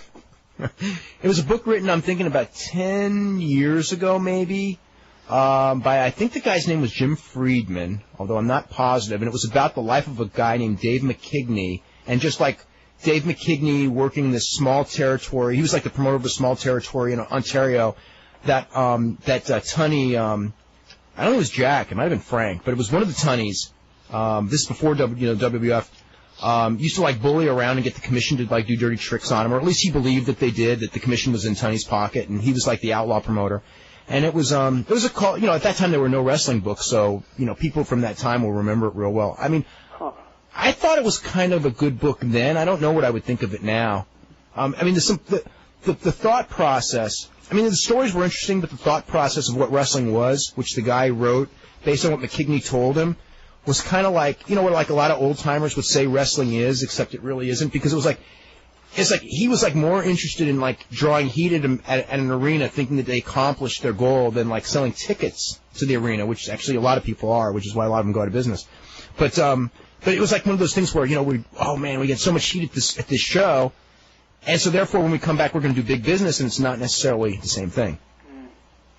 Okay, and just in terms of Mummy Return, I was just going to verify what Brian had to say. I unfortunately had to see, ended up seeing it this weekend, and even for like action movies, and I ended up seeing most of those. That thing was atrocious. It was just horrible. There's this guy dressed up like Canyon who looked exactly like Canyon throughout the movie. Did he diamond cut Judy Bagwell? What? I wish he would have. And he would just sort of like give these like plot twists throughout the movie, and like he would just explain things away. It was sort of like WCW booking, where he threw things out so quickly that you weren't supposed to digest it, and it just sort of went along. It was like completely. Yeah, if there was a problem, it would just be explained away, and there was no logic to it. Yeah, so it was like the 7 apocalypse, horsemen will come along on the 9th day of the apocalypse, and therefore they will come and help us and fight for us in our battle to free justice. It was completely bizarre. And I read the Foley book, and I was just going to refer to a couple things on that. What did you? I'm very interested what you think on that. I liked. I remember him saying that he didn't think that you were going to like the drugs part of the book, and I actually thought that was very good. I thought it was one of the better ones I've read in terms of the drug issue. It didn't come across like he was biased, and he just sort of stated his opinion on it and sort of referenced to other places. Did you agree with that, or? I thought his reasons as far as, like why wrestlers do drugs, I thought that was probably as honest as anything I've read by a wrestler in that regard. I thought where it was weak was, I think this is the thing that on the drug issue is that like, the drug issues that exist I think that there's a feeling in wrestling that the drugs are okay because we're no different than football, and we're no different than this sport and that sport. We're no different than the Olympics. And the thing is that they are different, and the reason they're different is because in all those sports, people don't die from drugs. And that's the big difference. And that tells me that there's a bigger drug problem in wrestling than in football or the other sports. And they're just trying to say, well, look at football. Do they do painkillers in football? Yes, they do. Do they do steroids in football? Yes, they do. So therefore, we're no different. And it's like, no, but in some form or fashion, and I don't know what it is. I don't know if it's because football drug tests and wrestling doesn't. But for whatever reason, we don't have Scott Halls in football, and that's a guy who's alive. But we don't have these guys, like Tammy Sitches and all this. We don't have these people in football, let alone the ones who've died. And so that's why, I think that a lot of people in wrestling, I think that's the one thing that they fail to realize when they talk about this issue is that because it exists in these other sports, therefore we don't got to worry about it because it's just like society. It's not just like society. It's worse. I guess that's my thought on it. Yeah, and that was later on in the book, and I sort of agreed with when he was talking about the personal responsibility, but I thought when he was talking I do too. When he was talking about the deaths earlier on, I agree with you. I thought it was horrible. He made parallels to Reggie Lewis in basketball, which was sort of more like a Plum Marico sort of thing, which no one was criticizing WWF for, and then criticizing WWF, criticizing wrestling for. And then he did the Payne Stewart thing, which was more like a Joey Morella sort of thing. It was like nobody ever criticized pro wrestling because Joey Morella died in a car crash. Yeah, exactly. And then like Hank Gathers, Hank Gathers, I don't know if you know who he was, Brian, but Hank Gathers, basketball player, and I'm thinking he's like 19. I don't remember the year, but I'm thinking like 1989, who dropped dead in a college game. And it's like, you got to go back 12 years to come up with this famous college basketball player. I mean, how many wrestlers have died since 89? What, 50? You know what I mean? 35? I don't know. I mean, more than 35. I haven't got that far in the book, but what would you say overall as far as recommending it? Good? I really liked it. I mean, obviously, the different wrestling books are very different, so I thought it was very good. I wouldn't rank it above Pure Dynamite or Tributes, but I thought it was better than his first book, actually. You thought it was better than the first? Okay, I like the first book better. I really did. I felt like the first book... Just for the honesty? No. I like the first book. I loved all those. I mean, as far as why you like the second book better. Okay, yeah, why did you like the second book better than the first? Well, the first book, it sort of rambled at times, and he felt like he needed to get across everything that happened in his career. And, I mean, for people that know what happened in his career, there wasn't necessarily that need to go through, point by point. And this one, he sort of, to use wrestling terminology, is sort of high spots. He went to this and this and this, and sort of concentrated on things that he found interesting. And I thought it just sort of flowed better in that regard. Okay. I like the first one because I thought there was a lot more in the first book he wasn't afraid of saying because he wasn't in any of those companies anymore. And in this one, it's all WWF, and you could see that, he had to be careful with what he said. He was being careful with he was being a lot more careful with what he said. Yeah, exactly. Yeah, that's fair enough. Oh, and one I didn't get far enough to read the thing about the ghostwriter of the first book, and I don't understand why he didn't just say the guy's name. It wasn't like he buried him. He kept going on and on again about how, I think this guy's a good writer, but I just don't think this is good for my book, blah, blah, blah. So what was the problem? It's not like he buried this guy and said this is the worst writer I've ever read in my life. He sucks. I can tell you what it is. It was a decision that was made by WWF, and he didn't disagree with the decision. I don't think that's the only point in the book that they did that either. I'm pretty sure, I'm not 100% certain, but I'm pretty sure that he refers to a movie as Big Money Hustlers, and I'm almost certain that's Insane Clown Posse as opposed to The Misfits, and he refers to The Misfits in there. And it doesn't strike me as the sort of mistake that... I think that is Insane Clown Posse, because that confused me, too. Yeah, okay, yeah, because one of my roommates is a big Insane Clown Posse fan, and, I think he just changed the name there again for, legal reasons. It wasn't that big of a deal, but it was sort of odd. Well, there was a lot of stuff because of the China book that made the end process of this book. Although, wasn't he talking quite a bit about Jerry Only? Yeah, exactly. That's what confused me more. But Jerry Only's that's the Misfits. He's the Misfit guy. Yeah. So, I mean, maybe Foley just got confused. Yeah. Now I'm confused. And one last thing. At one point in the book, Mick Foley was talking about right before WrestleMania, and I still don't understand why they went to the four-way. Besides the 4 McMahon thing, which doesn't strike me as a money. That's why. But that's why. Yeah, but I was thinking Mick Foley was talking about how when Vince brought him in there, that at the time he hadn't gotten paid his royalties for Royal Rumble and hadn't been paid for No Way Out, and the book royalties hadn't come in yet. Do you think there was anything subliminal with Vince that Vince might have been thinking, hey, I don't really have much left in this guy. If he's willing to quit right now, I might be able to save a lot of money on the deal right now?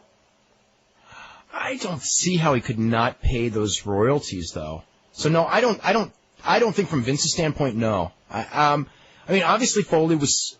It must have been an issue in his head because he went and said it. But I don't see Vince. How could Vince not pay his payoff for Royal Rumble and for No Way Out and not pay his book royalties? I mean, I don't know how he could do that.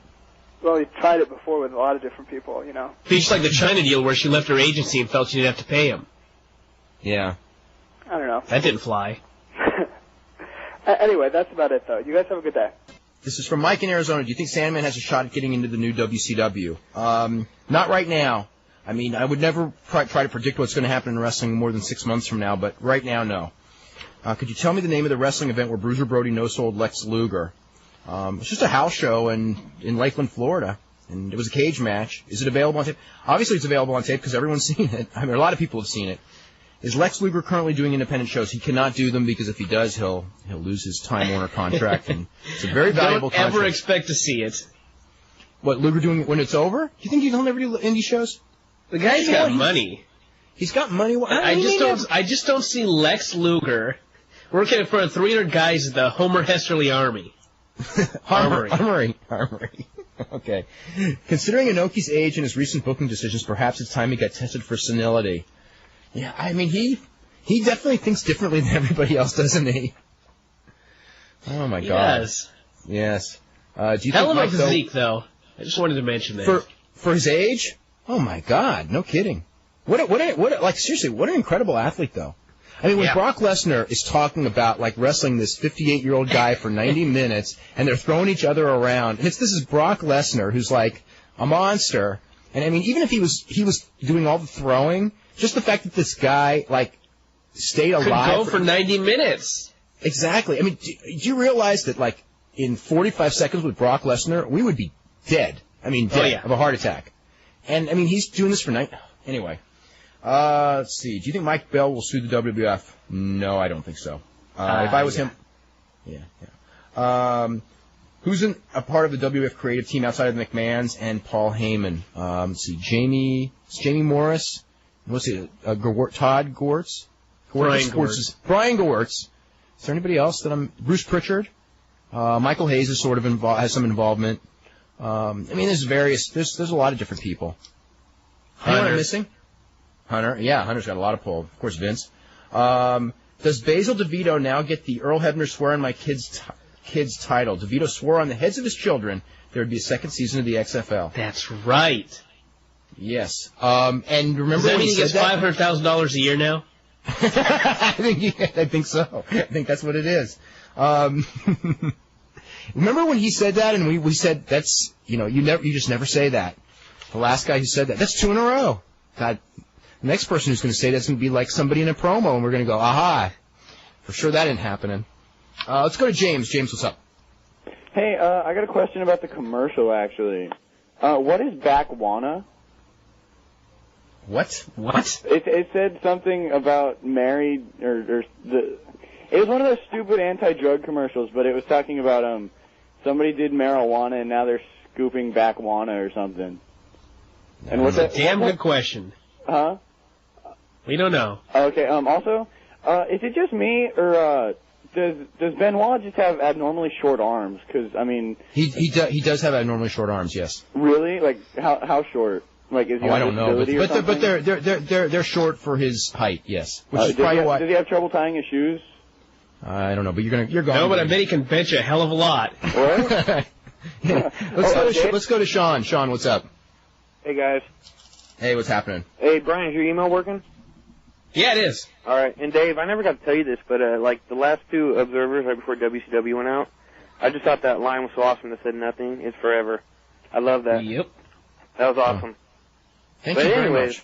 I was reading the Observer this week, and I was reading about all the England people, everyone over in England being pissed about the insurrection or whatever. Yeah. And I just don't see what they have to be mad about because they get every pay-per-view for free. I mean, they have to pay for one pay-per-view a year. I mean, God, they're so lucky.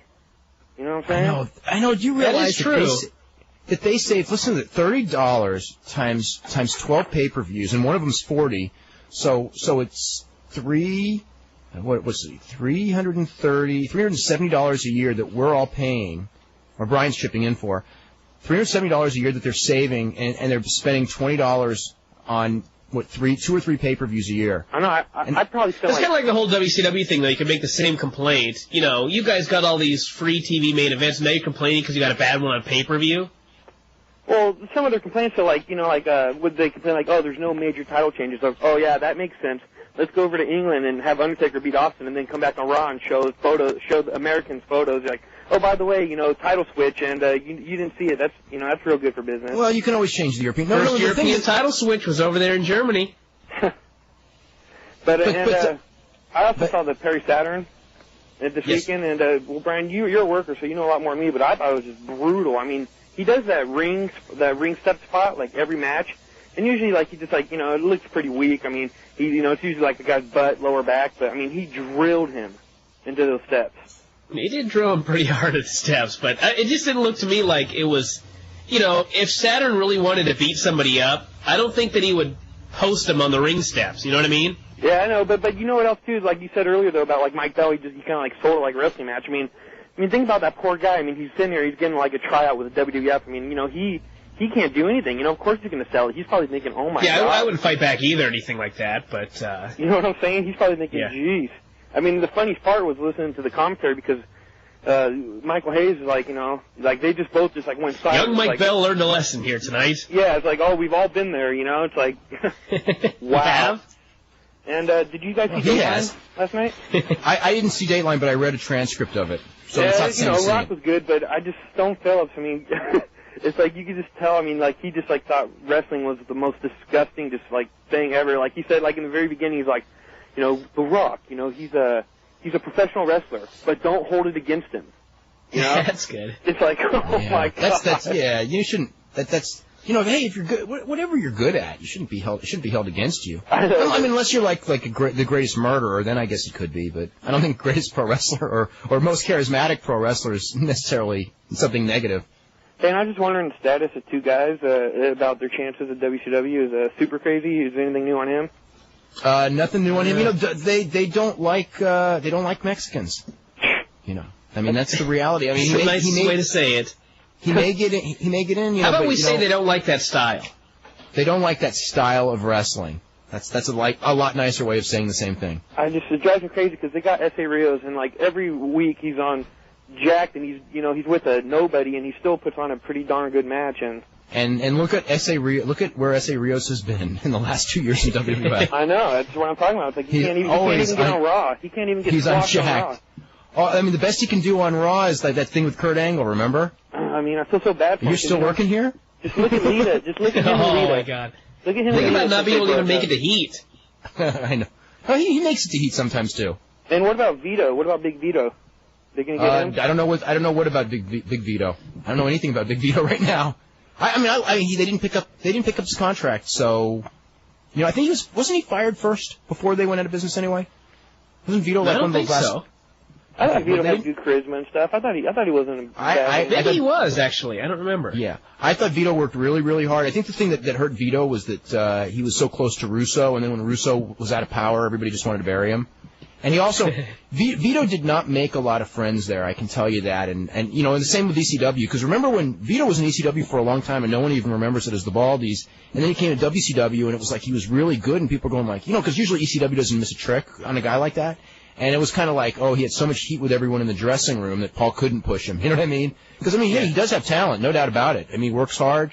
And he got over a little bit, too, you know, with, kind of with that gimmick. So, but yeah, no, I haven't heard anyone talk about him. I haven't seen his name on Indies. I don't know what's up with Vito. And you had Flair on, so you could have WCW guys on now, right? I mean, as far as no, actually, I am of the impression until their contract runs out, I can't. Okay. All right. Well, hey, thanks, guys, and hey, can you try to get Mike Rapada on? Mike Rapada? I don't know. I don't know any reason why not, to be honest. I just I watch him every week here on NWA Wildside, and I don't know. I think he's a pretty good worker. I mean, he'll never probably make it big time, but I don't know. He has some commercials around here locally, so. Oh, okay. But anyways, all right. Later, guys. All right. Well, the main event for tonight's Raw's War, this is an email I just got, says it will be Hunter and Austin against Undertaker and Rikishi. And that the match will be a setup for a match on Judgment Day this coming Sunday, which will be a three-way with Hunter, Kane, and Rikishi. Oh, my God. Could they make the show any worse? We'll find out. We'll discuss that tomorrow. With the WWF July pay-per-view being called Invasion, is it possible that Booker T or Scott Steiner could be involved in the main event in some way? I mean, not wrestling in it, absolutely not. Involved in it in some sort of a run-in or something? Of course it's possible. Will the Wrestling Gold DVD set be available in stores or only online? I don't know. And I don't know. I know precious little about this other than I know everybody it's should know better than to ask us any questions about anything that we do. Yeah, because they never tell us. It's available on Amazon.com. I know that, and I don't know much else. This is to Brian. You were totally right. The Mummy Returns was way too much special effects garbage and very disappointing. The first movie was very good and a lot less special effects, which is why I really anticipated this one. Me and my friends went to see it, and we laughed at the ridiculous rock scorpion thing at the end that looked like it was from a PlayStation 2 game. I can't wait to read your movie review, but I want to let you know, guys, the first movie was better. You know, the thing is, if you look back at, like, King Kong, the very first King Kong, they had this little, and they animated this little doll, this monkey doll, but the audiences still felt that this was a real giant ape, or at least it was an actual monkey or whatever. But, like, in The Mummy Returns, you'd see these special effects, and in no way could you believe that what you were seeing was real. It was like watching a cartoon. That's the other part I hated about it. Totally unrealistic. Let's go to Wes. Wes, what's up? Hey guys, how's it going? It's going pretty good.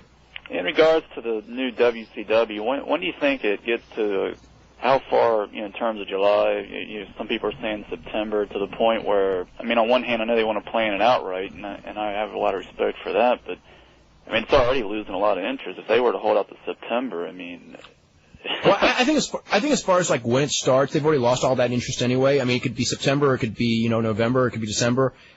Whenever it starts is just the time it starts. I don't think you're by not having it start each month, you're hurting. I think that just now, as far as the timetable, it's when they get the TV deal together is when it's going to start, and the TV deal's not done, and everything else is contingent on that.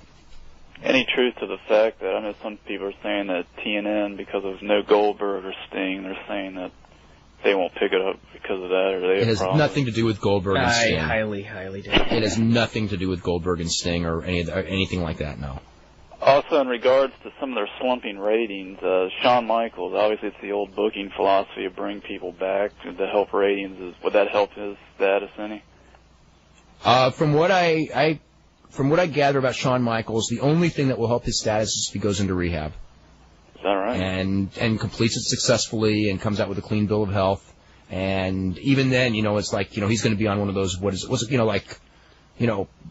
permanent secret probation type of a deal. -1 tolerance now, since he's already done his zero tolerance. Zero tolerance or something. Yeah. I mean, the whole deal is they're not in the habit of wanting to start angles and then having to drop them because guys aren't able to fulfill the angles.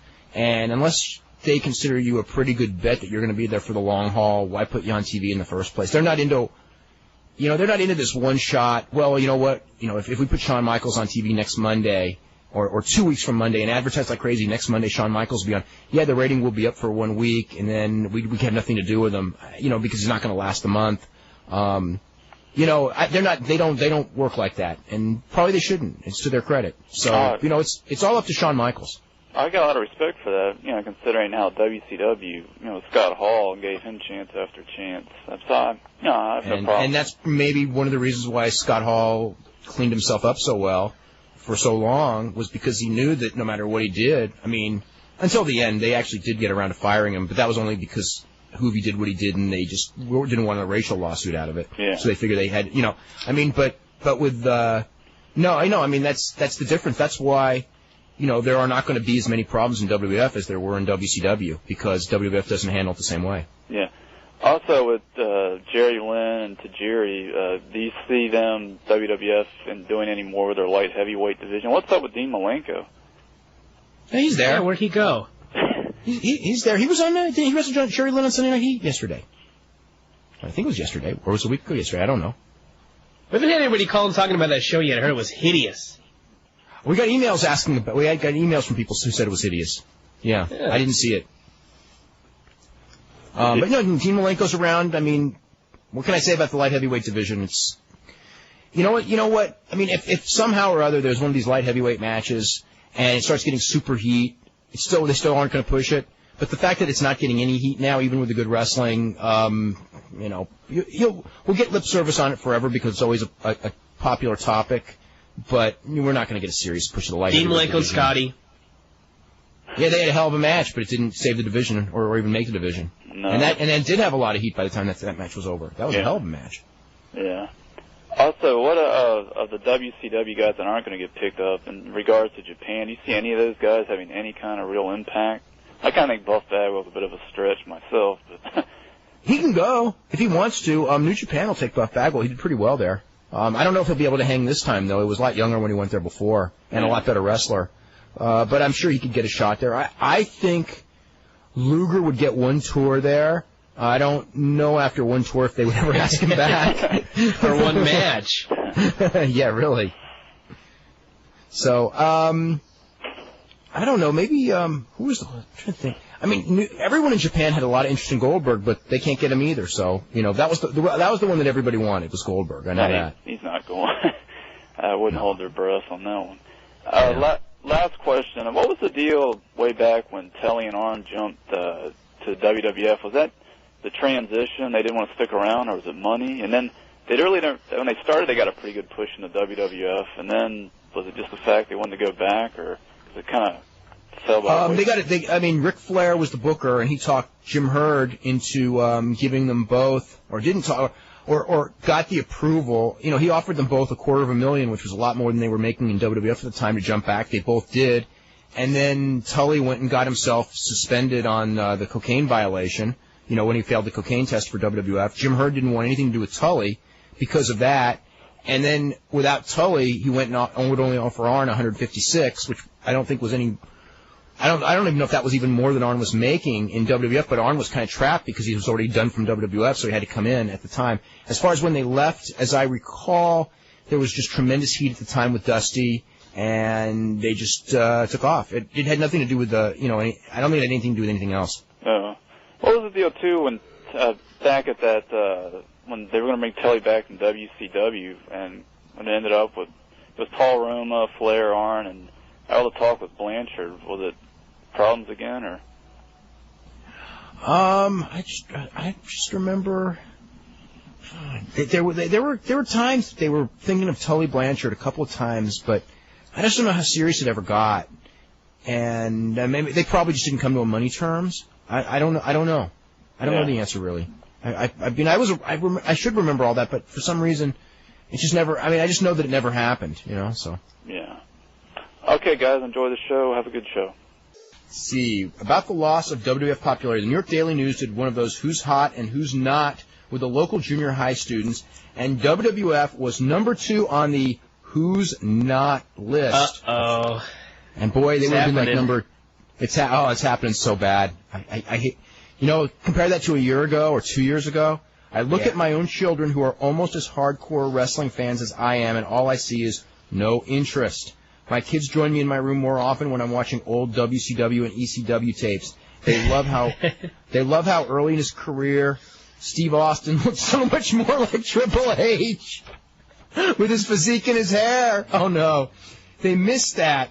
The idea of a choice in promotions. The best thing for WWF to do is to get real serious about WCW, also, or for Hogan or anyone to get TV time.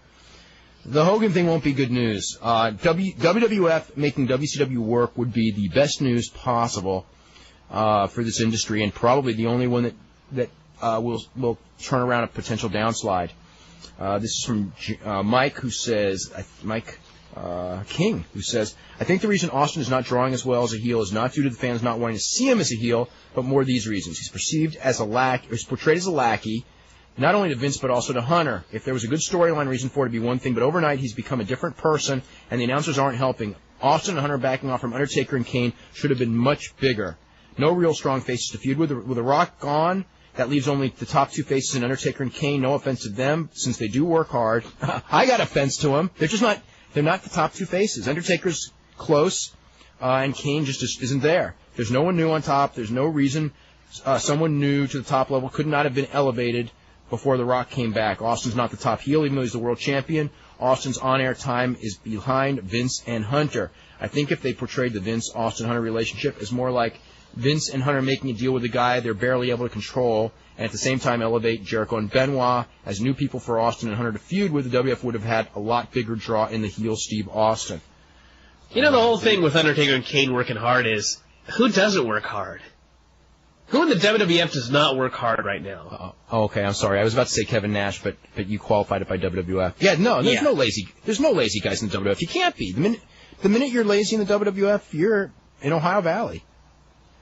Being put on top should not be how hard you work. Yeah, because everyone works hard. Is it true that Buddy Rogers lost so quickly to Bruno because he was in great pain and could barely make it to the ring? There are a lot of stories. He had a heart attack, remember? Well, Bruno said he didn't. I mean, I don't know. I mean, Rogers told me that he did. You know, Bruno said he didn't. So, and Rogers is dead. So, what can I say? It'll be the first time somebody lied to you. No, that's true. Not even the first time this weekend, right? Let's see. Whatever happened to the Great Kabuki? You know, he wrestled like yesterday or the day before for Tori Human as a surprise, like mystery opponent at a Cork and Hall show. Also, is a Texas Death Match a last man standing? Depends on the rules. Depends on the rules. Yeah, Texas Death How rules have been strange is changed. to say that. Texas Deathmatch rules have been changed so many times in so many different places that they can be almost anything. And also, why does everybody hate Lex Luger?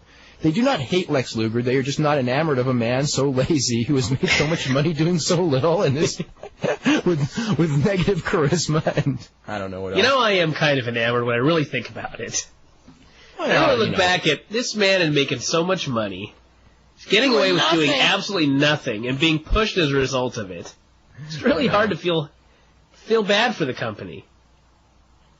No, I don't feel bad for the company. They're out of business.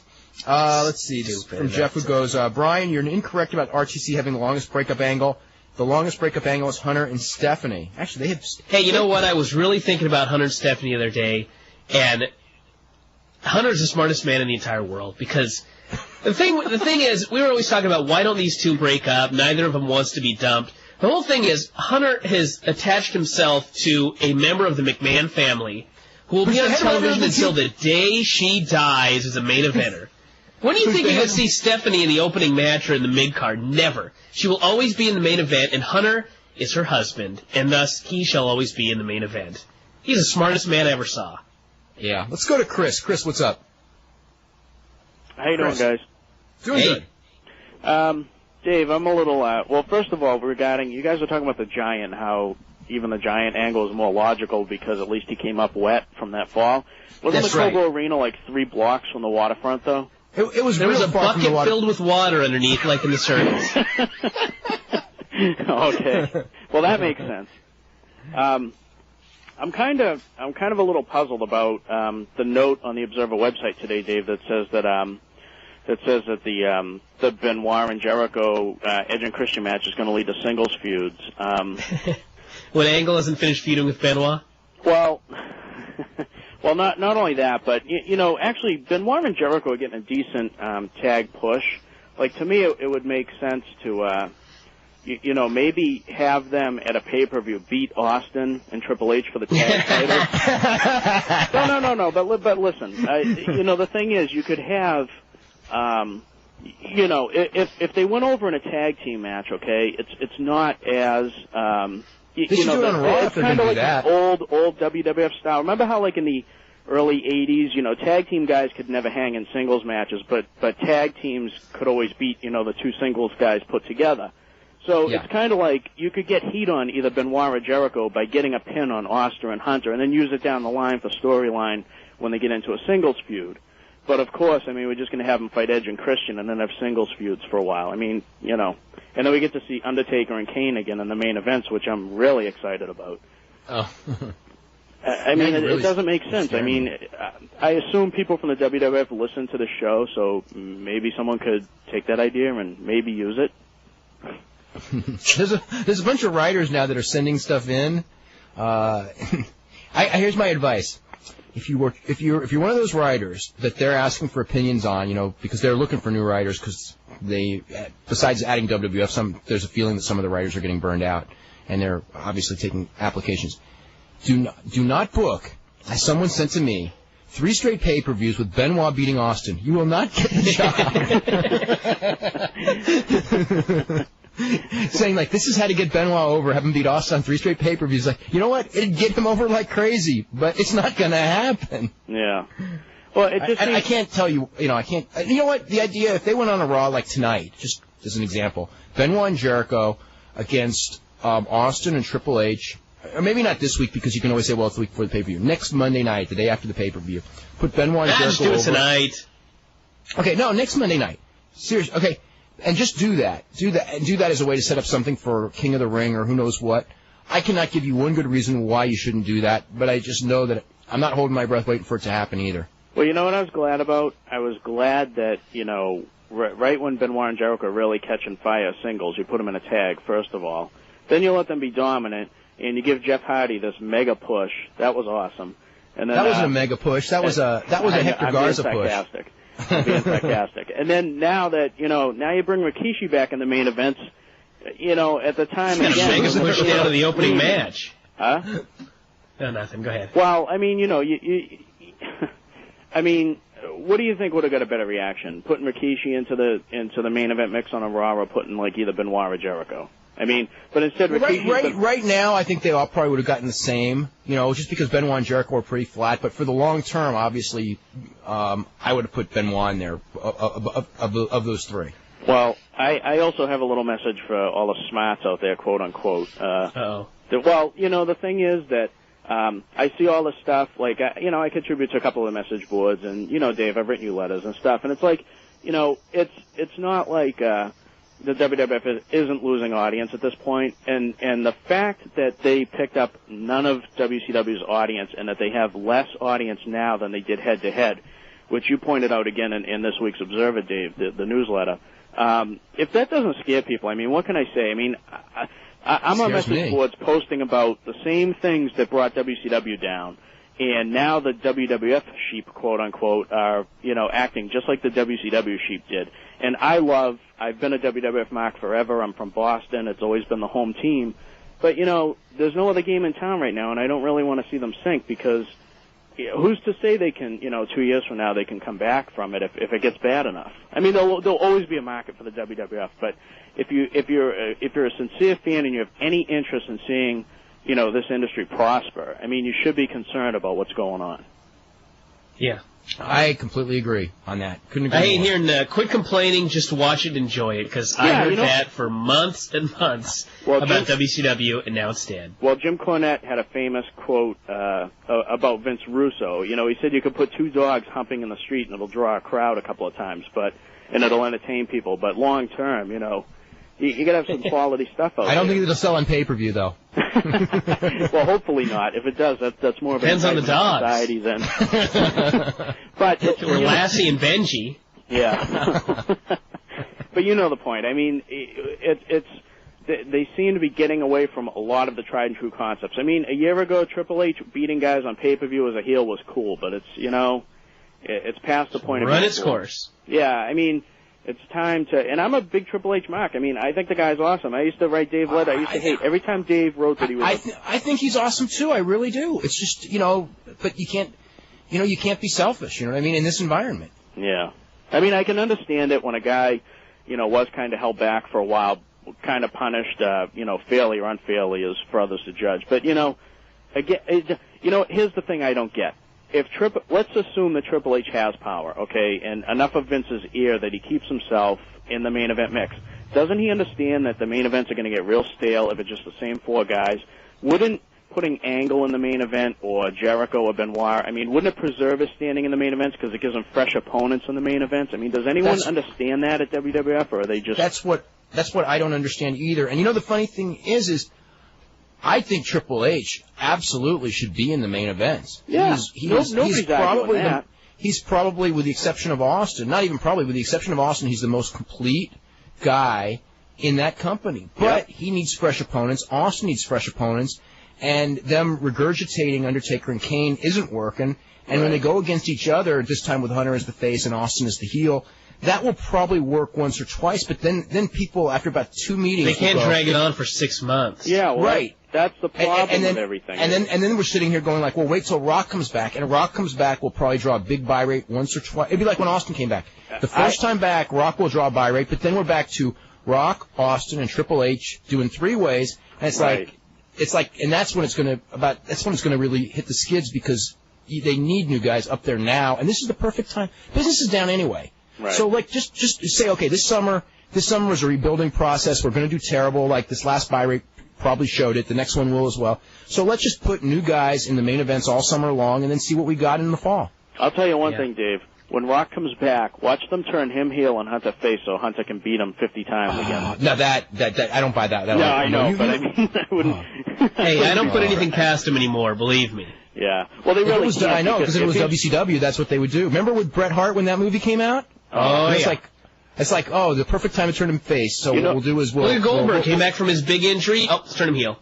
Well, Yeah. I was thinking about the Bret Hart angle that was so awesome in WCW. Was that night in Toronto where Goldberg speared him, and he had like the chain metal on under his hockey shirt, and Goldberg got knocked out. And then where did they go from there? That was horrible. But anyway, They did nothing. And you know the funny part about that angle? You know that the only reason that angle was what it was because Bret Hart kept saying no to every single suggestion. Right. Because, the big thing was Hogan was supposed to beat him up afterwards, which he said, no, that would be stupid. Can you imagine how stupid that would have been? Okay? Or then they wanted him to go and turn heel in Toronto. Can you imagine that one? Oh, yeah. I mean, it was lame enough when Jericho had to do that, Yeah. God. It's like, hey, we've got a guy who's super over who can draw in the city, so the first thing we'll do is we'll have him yell at the fans and go, hey, I don't like you anyway. Yeah. I don't know. It's the scariest thing is that Vince is repeating all the mistakes all over again. And if Vince doesn't know better, then really, I mean, what can you say?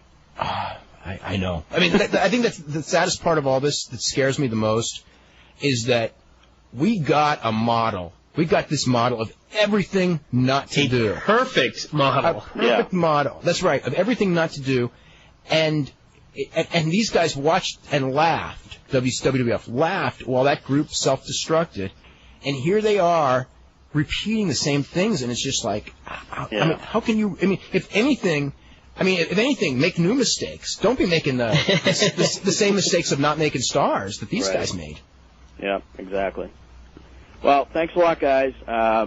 Keep up the great work, and I said it before, I'll say it again. I hope there's an Observer 2 years from now. There will be. Really You've just depressed Dave. There will be. Don't worry about that. If the only thing you have to cover is Roddy Piper's cards, I mean, we could have a problem there. Although I will not swear on will not swear on any children's lives that I may have in the future because that one, that track record of that one isn't good at all. Yeah, that's already played out. We'll start writing about bodybuilding. Oh God, that one's going to be With Liger being a shell of his former self, Ultimo Dragon retiring, and let's not even talk about what became of Shinjiro Otani, who do you think is the best junior heavyweight in Japan today? Personally, I would think it would be either Shima or Minoru Tanaka, but within the next 2 years, it may be Naomichi Marufuji. I would say Minoru Tanaka for sure as the best, and Marufuji in 2 years would not surprise me. I know, Brian, any thoughts on that? I haven't seen a lot of Shima lately, but Tanaka's awesome. Oh, he's tremendous. The match with him and Murahama is probably the best match in Japan all year. It was on New Japan TV 2 weeks ago. Let's see. When the Judgment Day pay-per-view draws a mediocre buy rate, will the excuse be it was up against the season finale of The Sopranos? Somebody will say that, yes. Yes, without a doubt. Let's see. Wrestling Gold is available at Fry's in Los Angeles for $14.99. Okay, that's cool. Have you considered getting Little Guido on the show? I'd love to get Little Guido on the show. Yes, definitely. Let's see. The point of why we moan about paying for a British pay-per-view is because if there's nothing on that we haven't seen before and no title changes and we get 12 events for free, why spend money on a pay-per-view for stuff that we've already seen for free? There's your answer. This is from Bob Nikandowicz, who says, there was a weird incident on Heat on Sunday. During the sit-down with the Big Show, Taz asked a question along the lines of, I've been having some trouble here in WF lately, as you have, and then pushed the question further by indirectly referring to his weight problem with his problems in troubles in the WF. Michael Cole jumped in with, before we answer this, let's talk about your success. About a minute or so later, Taz chimed in with, hey, Big Show, I'm going to sit here with my thumb up my ass because the questions asked aren't the right ones. He did continue the interview later, and after sitting silent for 2 or 3 minutes, no reference was made to this for the rest of the show. Am I that desperate for seeing something interesting in the WF that I've read too much into this? I don't know. Other people have seen it, and we have not, so I don't know. You know what's funny was on the Smackdown show where Credible and X-Pac are doing commentary, and I think X-Pac starts talking about Raven's gear and his jean shorts. And he's talking about what a ghetto outfit that is, and no one should wear jean shorts in WWF. And Justin's sitting there right next to him, who's worn jean shorts his entire career. And they just happened to cut to him when they were both laughing about the joke, and I thought that was perfect. It's from Brian Bowers, who says, I like Mummy 2. You have to remember that films like Mummy 2 are science fiction. Most science fiction is imaginary, not supposed to be real. The special effects in Mummy 2 were amazing. A lot of the stories in Mummy 2 are hokey, but that's expected because of the sci-fi horror genre. I don't buy the sci-fi deal. The movie was set in 1935. It said right there on the screen. At least have a little realism. Is Toronto getting the Survivor Series pay-per-view? The last I heard they were, yes. Will Tajiri be on TV tonight? I don't know. I mean, he was in dark stuff last week, so I don't know. It's from Milton Fernandez. I read Mick Foley's book. I thought it was a very good read, not better than the first book due to the lack of complete honesty in some instances. He did do a fabulous job in portraying Vince McMahon as a sympathetic individual for those who don't know any better. Do you think Mick Foley's career could have been prolonged had he been more diligent in physical fitness? I mean, I would say... You can be as fit as you want when you fall off a 16-foot cage through a table. All the working out in the world isn't going to help that much. Yeah, Same with the chair shots to the head. I mean, the thing is with him is that, like, you know, even if, I mean, the thing is, Mick Foley actually spent more time in the gym. He says this in the book, but Mick Foley spent more time in the gym than anyone can imagine, but his weakness is that he never ate well. And if you would say, okay, if he had paid more attention to diet and his weight was down, yeah, but what ended his career was the bumps he took. And, I mean, you can lift weights and you can run all you want. Those bumps are going to hurt every bit the same. In fact, if anything, it'd be more wear and tear on your body than less. I think. In fact, a lot of people say that. You know, the fatter you get, the easier it is to take the bumps. Yeah, I mean, the dropping of the weight would be easier on your knees and your hips and things like that. That's true if he kept his weight down, but not on your head. Yeah. Do you know where Giant Silva is? Yes, we watch him every Tuesday night. He's in Mexico. He's in Mexico for EMLL. You know, I've decided that Giant Silva is pretty damn impressive. I mean, he is nowhere near what I would call a good worker. But he goes in there and, he doesn't really look like an embarrassment. He is so weird to watch because, you know, part of it, I mean, he's actually a lot bigger than the Big Show. I mean, a lot bigger. But the other thing is he's in there with all those 5'7" guys. And he looks even taller than ever. Oh, he looks like a 9-foot monster out there. And then he does lucha spots. He did he had some dude in a headlock, and I think it was, Universo and Cien Cars. I can't remember who it was, but he had him in a headlock and jumped up in the air, wrapped his legs around the other dude's head, and took them both over. And I went, "Oh my God, that was a lucha spot!" Yeah, he did a high cross off the top. This 8-foot man. Yeah. Let's see. It would be. He goes, "Any idea where he is?" Well, I guess we just told you where he is. Let's see. Who, in your opinion, was the greatest female pro wrestler? The greatest, Manami Toyota. Did you see Low-Key? I didn't see Low-Key. Let's see. I have a question about the chair shots Mick Foley took from The Rock. Did Mick Foley indicate The Rock should keep hitting him with the chairs, or did The Rock go overboard and let the heat of the moment take over? The heat of the moment took over. They were supposed to do 5. I think they ended up doing about 9 or 10. And the whole thing was they had to finish in the aisle, and there were like 5 chair shots while they were still in the ring. So the other part of it too is Mick Foley miscalculated, and because he had never been handcuffed and taken a chair shot and didn't realize that it hurt so much more. You know, you can't brace yourself as well, so the chairs hurt way worse than usual. Let's go to Jim in Florida. Jim, what's going on? Scott. Oh, Scott, what's up? Hey, how you guys doing? Doing really good. I want to talk about Iron Sheik in the Olympics. No, just kidding. Okay. I want to talk about. Oh, first I want to say I found the Mummy 2 kind of amusing. Mm-hmm. It was amusing in a kind of fun, messed up way. Well, I mean, it was kind of fun to watch. I mean, I agree that the special effects were. I mean, you got to think special effects were awesome as far as computer animation point of view. But I mean, like, it just looks so fake, Well, it's just like if you watch Jurassic Park, you want to believe that these are real dinosaurs. You don't want to see Barney out there or some cartoon. It just looks totally hokey and fake. Yeah, like the thing at the end, like I had heard previous to seeing it that, Brendan Fraser and The Rock hadn't met till, a month ago, right? And the last scene where they fight, it was, computer animated. And I'm like, wow, how do they do this? These two people are fighting and haven't even met each other. Then I see the movie, it's not even The Rock, Yeah, it's not even his head. Basically, it's like a fake head. I'd say the graphics in most of the video games were better than that, as far as, looking like The Rock. Anyway, I wanted to basically talk about the Perry Saturn situation. Okay. And I just thought, you guys, I think, are taking it pretty lightly. I thought it was, horrible.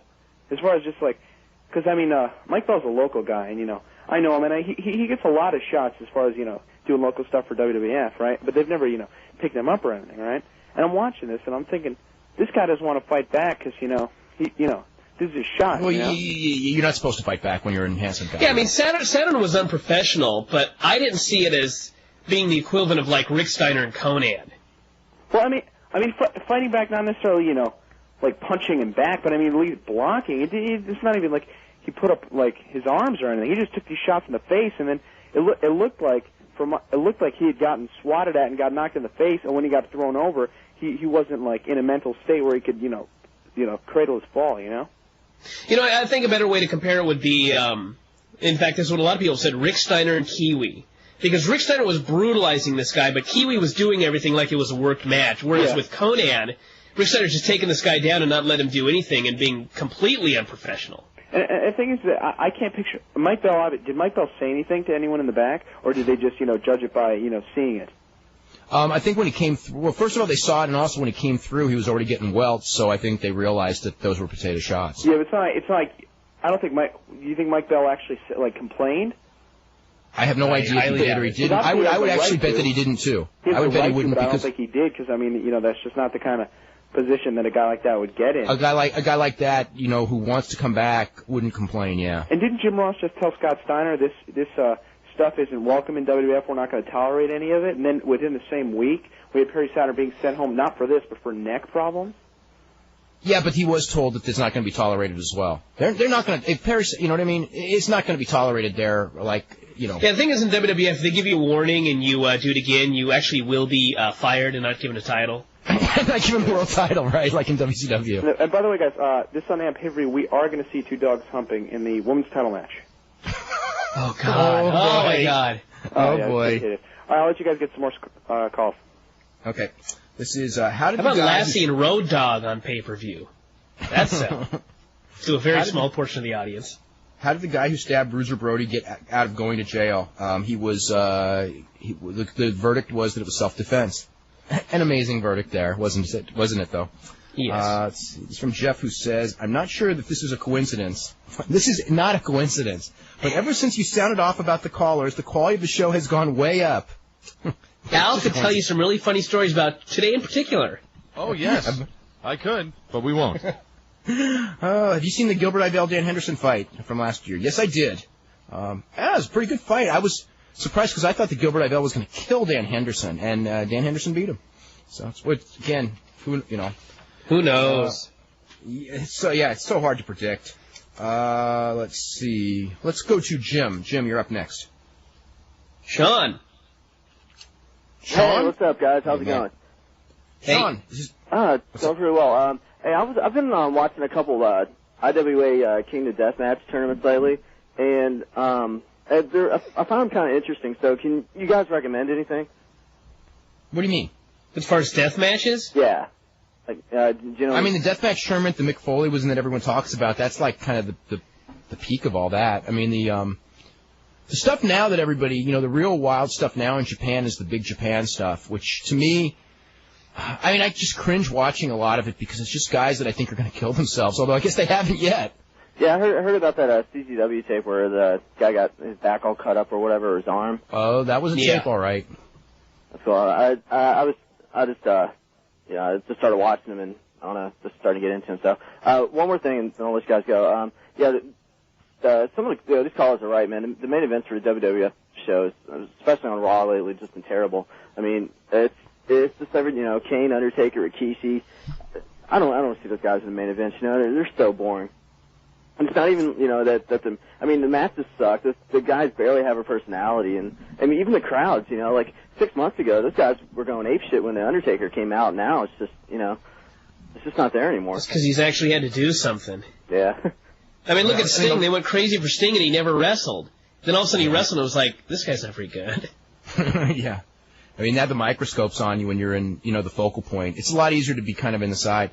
I don't know why. Undertaker works hard and everything, and for a big guy, he actually really is agile and he can do some stuff, but the whole thing is you got to compare it to the whole mid and undercard, and these guys just blow him away. I mean, but also you got to remember we had 3 months of Kurt Angle and Chris Benoit and Hunter and Steve Austin week after week in some combination in main events, and then there were a couple of other guys in that mix as well. Jericho was in there a little bit too. And now we're left with this, and it's just an incredible letdown. And Rock, of course, because Rock had a hell of a lot of great main events in that same period. And now you look at the thing tonight, and it's like, oh God, not again. Because that's how I feel right now. Okay, let's go to Thurston. Thurston, what's going on? Hey, first time caller. Great show, guys. I just want to ask a quick question. I got a good friend. He's over in Japan right now, and I want him to go find me a tape, and I am totally ignorant to Japanese wrestling. I just wondered if you guys had any suggestions of things that I could tell him to look for. God, there's just so much. Some TV. Just you could just tape some TV. Just tape the TV shows. I mean, as far as like big shows, good big shows, I mean, you can get them here. Yeah. Oh, really? Just find a tape trader. They're all over the internet. Yeah, just, tape trader. Yeah, they got everything. Anything from Japan. The only thing you can really get from Japan right now is stuff that just happened that he can tape on TV and send to you. Oh, okay. Everything else is pretty much around. Yeah, you can go on the websites and everything that do Japanese tapes. You can get tapes of pretty much anything from Japan now. Easy. Okay, where's a good place to start with any of those tapes then? You mean it depends on your cup of tea. What kind of wrestling do you like? I really want more technical the better. I mean, everything. Do you want reels? Do you want real or worked reel or? I've heard a lot about. I always loved every time I saw Jushin Liger when his very sporadic appearances. New Japan Junior Heavyweights then. Yeah. And from a couple of years ago. Yeah, you and probably maybe really some early like Benoit stuff. There's all that stuff in the 90s in New Japan. Super J Cups. Super J Cups. You'll probably like Toru Human house shows. They're very good. Early Michinoku was really good with a lot of the flying. Even now, some of the Michinoku's very good.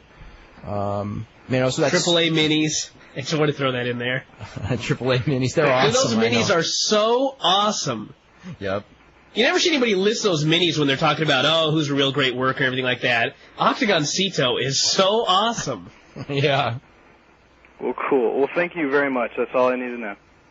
Maybe some of the women, too. Gaia and All Japan Women. I just watched, All Japan Women, last TV show.